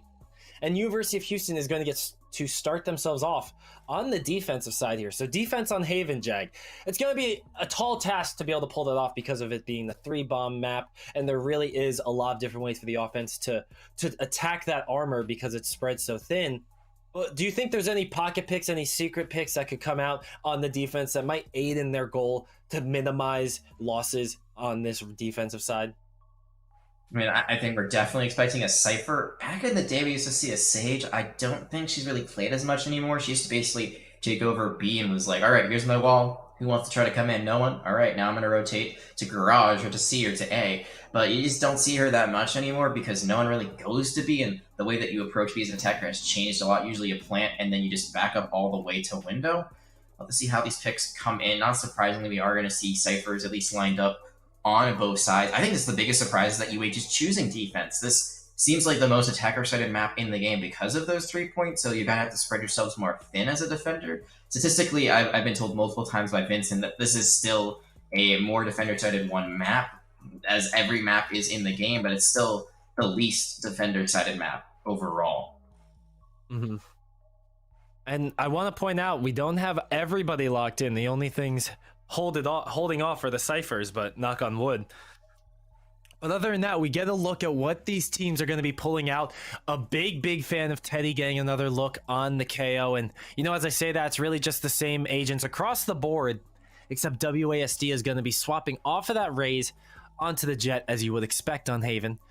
And SJSU, they looked so good with this comp, and I can't say enough how much I enjoyed watching Teddy play the KO that I'm riding high in the SJSU right now. I think that this is all they need to worry about going into the next map. And Eric Appleson waiting on the Cypher, I'm not sure why, because I feel like I only ever see him play Cypher. And there it is, locked in. Hovering over it's going to be locked in no matter what. One thing to notice was that there was actually, it's a very similar comp. They bring in the Sky for this map on the side of UH, but they actually swap who's playing the Sova and the Omen. I'm very shocked about this because Tanbands was really freaking good on that Sova, but said they're going to be the one on the Omen this time. So maybe it's a swap of playstyle. Maybe they want the Omen to be played differently, more as an entry, maybe more passive. I'm not exactly sure why they're making that swap, but regardless, it has already been made, so we'll have to see if that helps get UH over the finish line. But as you said, Teddy on this KO, I've never really seen them being played competitively on this map either, but Say that about Bind, and it still worked out pretty dang good on Bind. So, you know, first time for everything, right? Exactly. A first time for everything except Fracture. There's no first times Except for Fracture. Fracture, unfortunately. I think know that's what, I'll get fortunately, over it. personally. Tomato, Don't worry, tomato. you're the one fan of Fracture, don't worry. At least there's one. I'll be that lone person in the auditorium shouting from the back, just, woo, Fracture! Oh, but there won't be time to be shouting from the back here. You can see Sully sitting way back there on C-site. Gonna need an escort to get across? No, nobody's going to help Sully get across, and that was a dead man zone right there. And that's UH Premier starting off on the wrong foot here on defense. Down a member, a teammate is also at, what, 25 HP. SJSU looking great to take A site, or whatever site they choose, honestly. You got the skies. There's the potential for the overgrowth to come out and heal them up. Depending on how things were bought, we'll see if that ability is there. It looks like, as soon as they say, they did take a lot of damage there. So both Teddy as well as their Sova are a little bit weaker going into this engagement, both at yellow bars. And I think they were trying to bait out anyone from C, but Koi has held onto the site pretty strongly. So despite being down a member, UH Premier hold it to their bases, and now they're going to be run on by San Jose.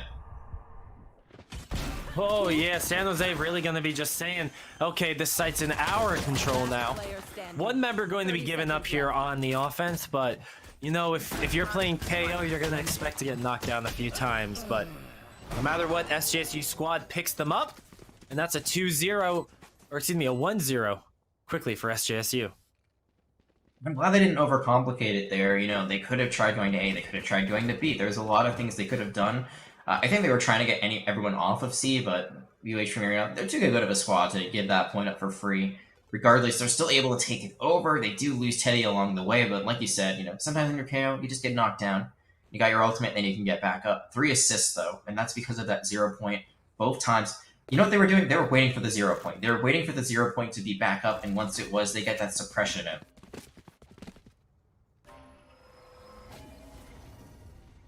Ooh, the Astra Smoke comes in. You gotta wonder if that was meant to be placed up above or not.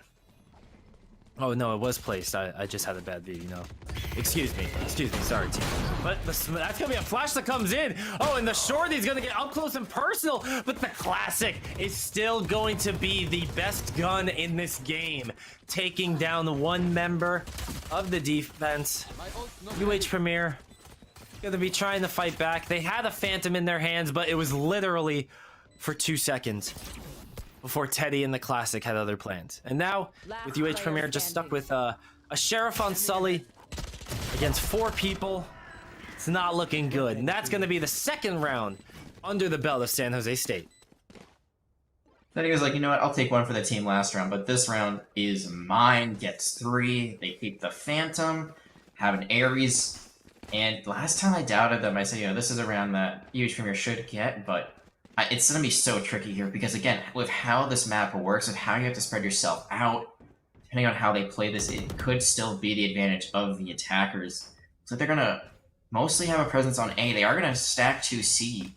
There's nothing in draws except for a tripwire, so that could be a big misplay depending on how this goes. It does look like they are trying to go for Garden, but on the other hand, if Jivey decides to take this flank, it could work out really well.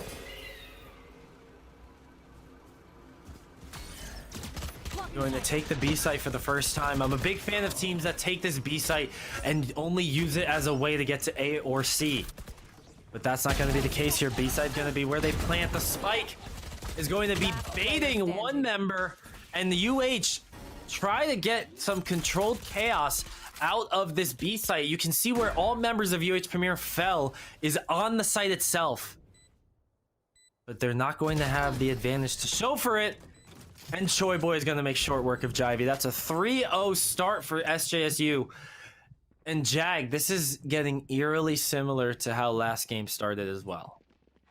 It did. That's why I was like, don't doubt them, because even though it's a bonus and UH Premier should have the advantage, it's just they're not coordinating well enough. You saw there, like you said, they all died basically around the same area because none of them are communicating where the enemies were. So they all were in the same place. They all end up falling together, and there's, you know, a little camaraderie and dying together on the point. You really want to just live together and win those rounds, as they say, they're already going to have the Neural Theft online.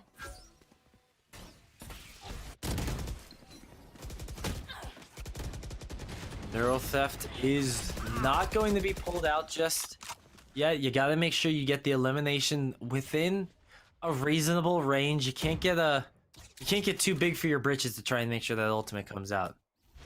B-site looking very different this time here, Jag. Take a look. Not a single soul to be found on B-site itself from UH Premier. Changing up their defensive approach. They're not looking to die on the site. Instead, they're going to be dying in A short as Nazi takes down Jivey, starting off strong again for San Jose State. I know They have the body to throw it on. I was going to say, are they going to use it? Yes, they are. They're going to know that everyone's going towards A, but they're going to hold strong and still just stay there. The sky is gone. That is most of the utility on the side of Premier, and Tanban's going to have to find something this Marshall can't. It's a 5v2. Spike planted. Last player standing. Oh, and that 5v2? Make that 5v1? Make that 4v1? Oh, and make that, you're done. SJSU picks up a fourth round. 0 so far for UH Premier. This is not looking good for University of Houston. And yeah, Jag, this is expected here. Down 4-0. Good time. Get your coach's timeout in. Get the coach. Get the team talking. A chance to just stand up, stretch the legs, stretch the arms, give yourself 30 seconds to a minute, and just go into this 5th round with a new mindset. And I like this aggression that's coming out from UH Premier. Like, you can see, like, they're not afraid to poke out. They're not afraid to try to go for those peaks. The problem is that they're not doing it as a team. They're doing it very individually. And because of that, they're being caught out in the open. There's no follow-up. There's no trade potential. And I think also just the communication isn't where it needs to be, at least for this matchup right now.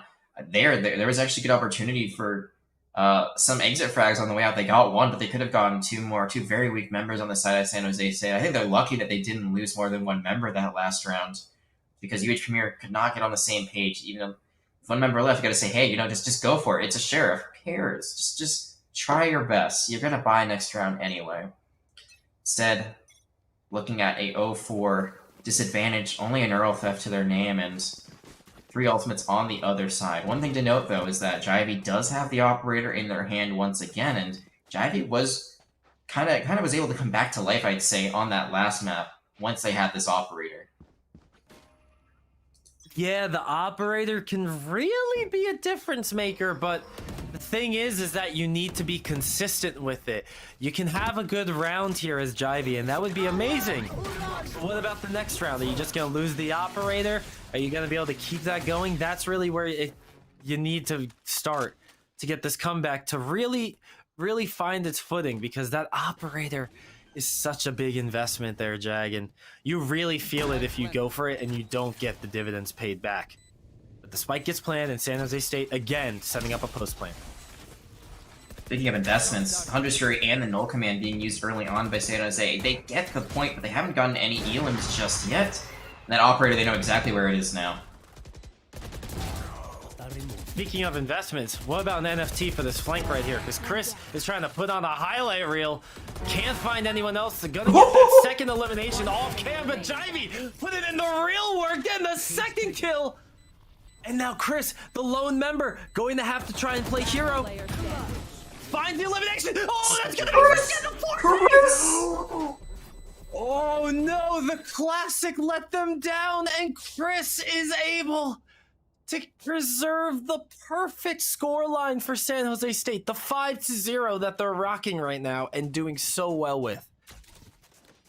I think the only way that could have gone better is if Chris is able to get the operator. I think they thought they were going to die there. I think they gave up. They're like, all right, this fight's going to take me on to spawn. But instead, they were able to live through it. And I'm sure Wazzy would have loved to have that operator in the hands, but clutch plays there. I was going to say that was so... I mean, Nazi, head barely peeking out, gets completely clapped there, but it doesn't even matter because Chris is just going to come in clutch there. What an insane round. Ooh. Going to get caught right in the middle of it. I thought we were going to see a risky play coming in from the San Jose State Jet, but the follow-up from the team securing the C site, forcing Jivey off that CT angle. And with both Blade Storms active, Eric Appleson gets caught in a bad spot between cages, between smokes. And Jivey going to be the only one left standing. Does find the elimination from that right click, but Jag, that change that we talked about, Jet no longer gets the reset on those right clicks. And that was really felt there as Chris is able to secure a 6th straight round for San Jose State. It really makes you think about the way you use Blade Storm in a situation like that, because if you use your right click, it's gone. So really, you want to use it as a finisher, and then you want to probably dash out. You want to use your left click, try to get your aim on, and then get the reset if possible instead out the get-go, but there, it's gone forever. Jivey, though, now able to get another operator in. This is really tricky. Look at this leaderboard right now. 6 and 6 and 1 Jivey. Everyone else has 2 kills or less on the side of Premier. I think everyone on the side of San Jose right now is positive, which is not surprising considering the fact that it is 6-0.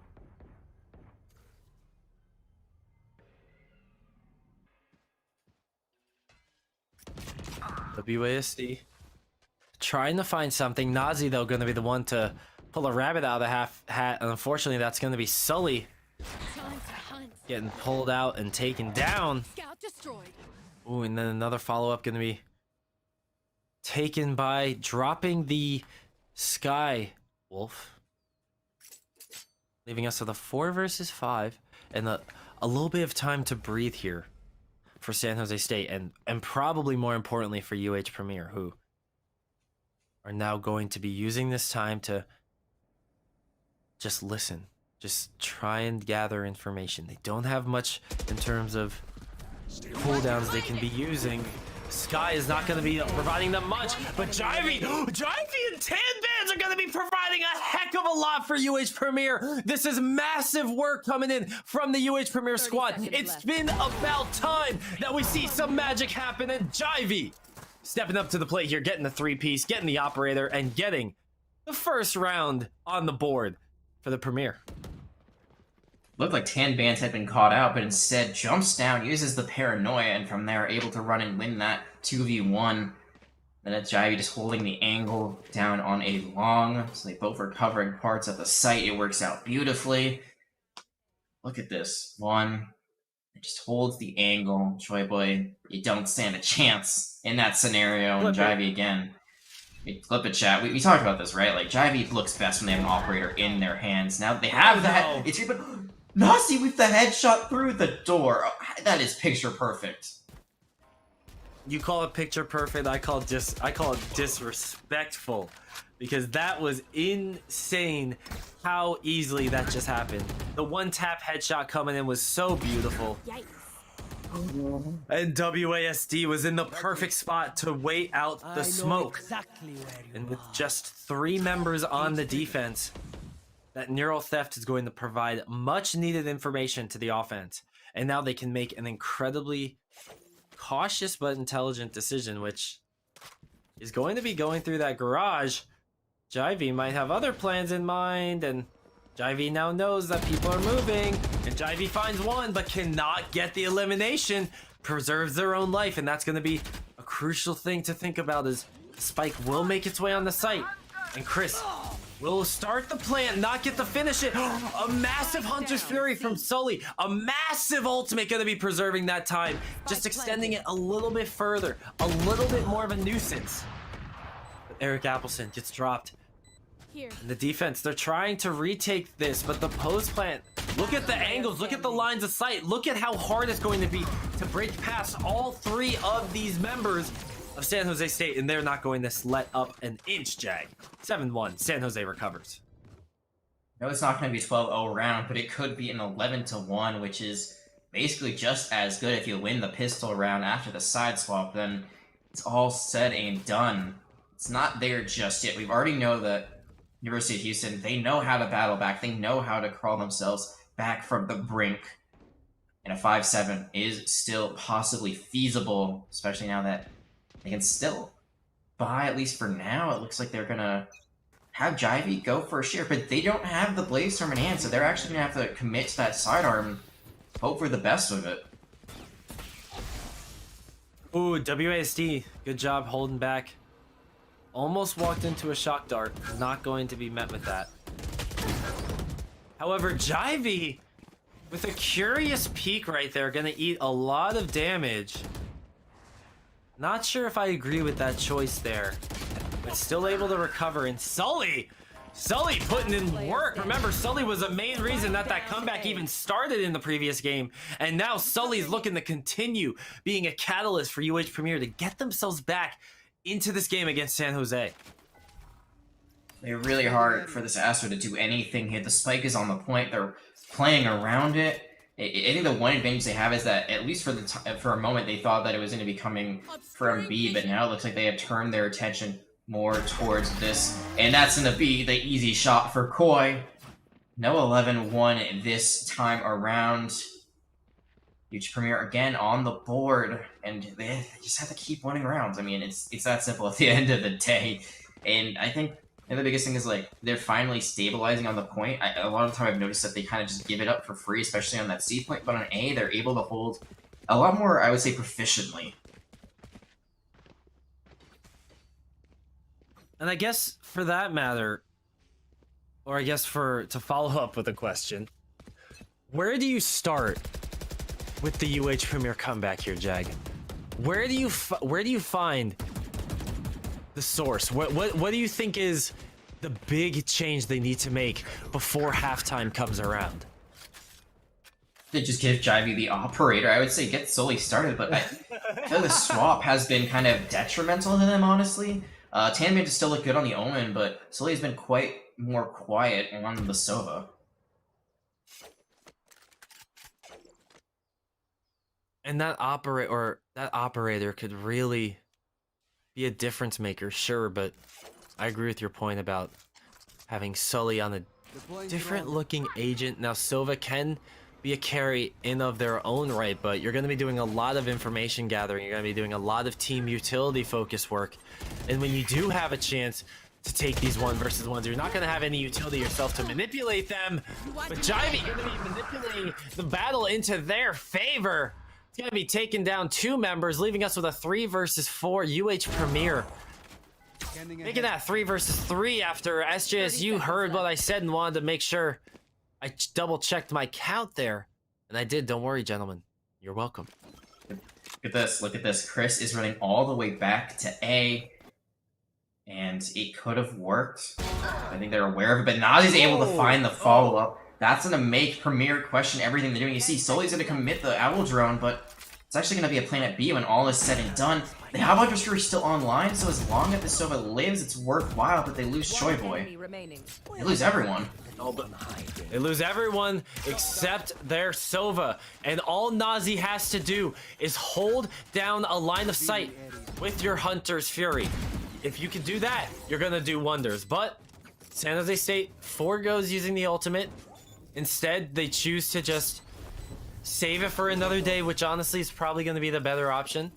Rather than try and risk it for the hero play, you have a big lead. You might as well keep that for when you have a better chance of extending that lead.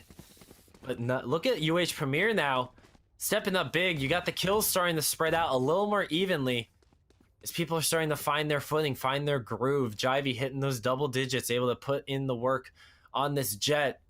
And just hopefully we can see the rest of the team follow suit. It's not only that, but it's also for the first time San Jose having to go for a bit of an econ buy. As you see that Wasti cannot buy here, doesn't have the Blaze Storm either, so they're just going to have to commit to a classic for now. I agree keeping the ultimate was good, but I think it's just in general, they need to clear out a B quicker after the post plant. They just kind of hung around, which is not how you want to play that at all. You want to play in window. Because of that, they got run up on. Could have been around that San Jose State won, could have extended their lead, but their positioning there isn't a cost them. Blaze Storm now is actually up. I believe they got the Alt Warp and then casted it, so now it all makes sense, but can they make it work? The Nazi drone is going to see the Skywolf walk by.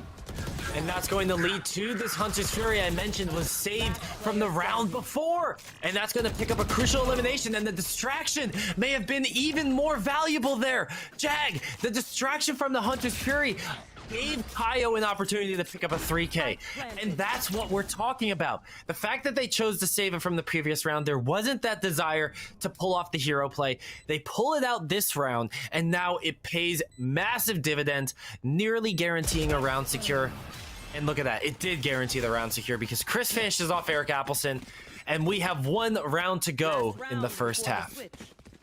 Good news for Premier is it's not going to be double digits before halftime, but still that lead is looking mighty dangerous. They back themselves into a corner, and that saving grace might be the fact that Jivey can't buy the operator this time. And oh my god, what is going on with the spike? Do you see that?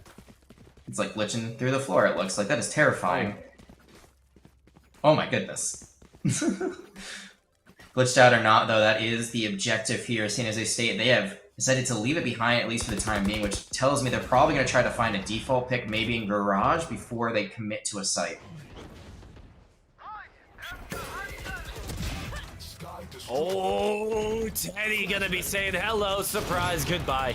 Taking down 1, taking down another is gonna be WASD, but Jivey and Sully lighting up the kill feed, joining in on the fun. UH Premier, they have life in them, and they're looking to end the first half on a high note, going in with a round win under their belt. But they only have 2 members left to do it against the 2 of San Jose. Tanbands gets the kill with the judge. A beautiful elimination there, using the shotgun to its fullest. And that's going to be the spike in control of UH Premier. Look at the bottom of your map, folks.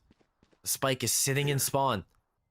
Now it's just a matter of UH finding the crossfire, finding the locations they want to wait this out. WASD chooses to let themselves get scanned. Yeah, they're going to be shown on camera. And Tanban's going to swing. Peekaboo, how you do? WASD going down. 8-4 is your halftime score as San Jose State goes in feeling good about themselves. But UH Premier, they got the last laugh of that first half. They feel probably comfortable with this lead, but there could have been more. It could have been much bigger. On the other hand, University of Houston, they're feeling pretty. I think they feel pretty good. I mean, it is going to be a deficit, but now they're on the better side, I would say, on this map. They're on attack. There's a good chance they could win this pistol round. It's really a 50-50, and they could start bringing it back even closer. They've been in this spot before. They couldn't bring it all the way back on Bind, but they were able to do enough to make it a game once more. See if they can force that map 3 scenario as this continues to go on. Interesting buy, San Jose State. They're going to commit to 2 ghosts, mostly classic, and that frenzy of yours that you love so much is going to be making an appearance on the side of Premier. Good. I love the frenzy. It is a great first round gun, and I will die on that hill. But WASD is not going to be dying on this one. Nazi's going to be taking down 1, and WASD coming back to life, going to be finding an elimination onto their clone. The pointing Spider-Man is strong between these 2. San Jose State on the defense going to have that lead here, but Teddy. Oh, Teddy still manages to find an elimination. Almost stopped in their tracks, but it's going to be San Jose State still maintaining that agent lead here. But the spike in the offense's hands. Man, that spike was down pretty much into A, like going towards A short, and I think actually San Jose State could have held on to that point and tried to just defend the spike, but instead they go back to the objective, the sites, and they decide to hold those instead. We'll see if that ends up working out, but I think Teddy there, if they had turned right, I think that's a double kill. I think they get the first kill onto the Sova, and then they turn around and they still get the kill onto the Sky there. Unfortunately, only a 1-for-1 for them. Sully now going to try to push in, and Chris is going to be revealed. Very nice. Real nice arrow. Going to get some good information there for Sully. Paranoia does not hit anybody. That's one of those situations there, Jag, where the Paranoia ends up baiting their team. Oh my god, but oh, who could forget he has the classic, the right click, the best shotgun in the game. And now Tanbands is looking to make a little bit of magic here. Going to find the left click, not going to connect with the killing blow though. WASD will stave off a little scare and keep SJSU in a firm position here, 9-4.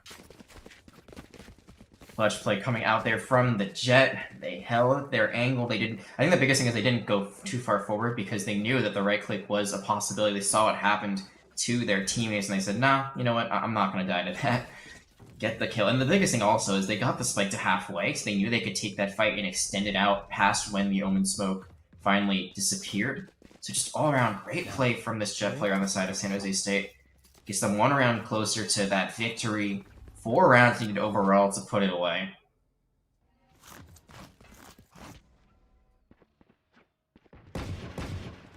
Okay. B-side seems like the play. No, Nazi gonna be taking down Koi, dropping 1. No such luck for UH Premier to keep that momentum from the first half going. They're already not looking good here in round number 14. And they need to find their way onto a site, and then from there they can maybe make some magic happen. The post plant moves the ball into SJSU's court, forcing them to retake the site, forcing them to be proactive. But in order for that to happen, you need to make some moves. And Eric gonna be making some moves themselves, maybe mogul money type of moves, as that's gonna be a 4 versus 4 now, thanks to Eric's nice left click. And that's just going to leave it at that. No pushing, no damage to be found. WASD, a bold choice there, holding up so close with a ghost. And that's going to be somehow WASD getting out alive. 30 seconds left. Where before, players on both sides very weak. Jivey with an Ares. He's taking over B side, and it looks like that is where that plant is going to end up. Members all around inside of San Jose State, but can Chris make the money move? Gets the headshot. Can they find more? Finds 2. It's looking very good for the defenders. 1 enemy remaining. Oh, it's looking amazing for the defenders, but Sully is the one in their way. And we all know what Sully's capable of. Finds the 1-tap. Chris going for the defusal, but not much to be found as Choi Boy protecting their friend, keeping SJSU around, and that's double digits for San Jose State. They're hitting that 10-4 score diff. Score diff, indeed. Chris diff here, just... You can see that, unfortunately, it looked like Jivey was a bit separated, and they had the best weapon on their team. They had that Ares, so I think, you know, when you find out that your members, you gotta try to turn around if possible. Maybe if you have a tail end, you can dash in with the Ares, but you're so weak, they probably didn't want to take that risk. Couldn't do it. Like you said, double-digit lead going the way of San Jose State. This is the bonus round for University of Houston. They will have better weapons. San Jose State, they picked up an operator while all this is going on, which is a very big commitment right here. Yeah, that's an understatement, Jag. And an operator is no easy lift, and if you don't get your money's worth with that, you're going to be hurting for quite some time. I don't care how good you are, what degree you have, finance bro or not. We gotta make sure that operator gets the value it needs. And San Jose State are not going to be dilly-dallying around here. They're going to be looking to secure this win faster than they did last game, because if you remember, they had a similar lead in game number 1, but it didn't end with that kind of lead that they created. So San Jose State have something to prove here, and UH have even more that they need to show off. The KO flash comes in. Oh, Teddy doesn't get the right location, and that's going to be Koi outplaying the KO and giving the UH Premier control of the C site. How do you assume they'd be right there in that corner instead? Actually, much farther away. It looks like Nazi trying to pick up a Phantom instead of the Ares. You can see, though, that they're basically a lone soldier in this. You can see where the Jet is playing right now on their side. It's actually just going to run away, keep that operator for another day, which I think is the best play they can make here. It looks like they're also... Nazi also going to keep that Phantom, so why even risk it? The lead is big enough, and we can save our credits here. We can go for the full buy next week. Because again, this was a bonus, so the fact that they get a Phantom and keep their operator, pretty good condition, even though you're losing the round. And it's just the slow burn here. UH Premier going to try to make sure that they don't get picked off as they exit the spike area, and just like that, UH Premier is going to get their 5th round on the board. And every time that scoreboard comes up, I'm reminded of the round score. But here's the Teddy play, jumping out of the window. Not going to find anybody home in that corner. It's not unreasonable to expect somebody to sit in that corner, but that's exactly what made the play so good. And that's why Teddy was so caught off guard. So very nicely done right there. But as I was saying, this is This is not something pretty to look at here. This scoreboard is. You can see that, what, 6 straight rounds that SJSU got before UH Premier got on the board. So UH want to make sure that the latter half is covered in red more so than green. But there's only a few more opportunities to do so. And WASD, as you mentioned, Jag, that operator still a threat on the battlefield. It was not lost last round. It was not given up. It was preserved. And there's going to be a good reason for that. You better hope. But Jivey, look at that, dashing on the site. You love to see a Jet make the risky plays, but it's not only Jet, it's the entire team. Oh my god, Nazi! Nazi! Oh my god, Nazi! Single-handedly getting the 4K, holding down the site. The shock arrow into the 2-tap from Nazi. Absolutely flexing on him. Let's get this replay up. 1, shock dart comes in, there's the second, and there is the third in that scenario, or that series. But 4 overall, like you said. And I think the biggest thing is, honestly, even though Ozzy didn't get a kill, it's that threat of the operator that scares people away.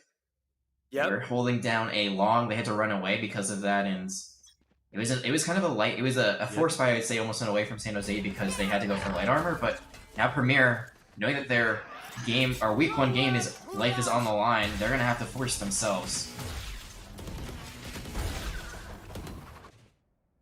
Hunter's Fury gets 1. Nice job by Sully, going to be picking off Choi Boy.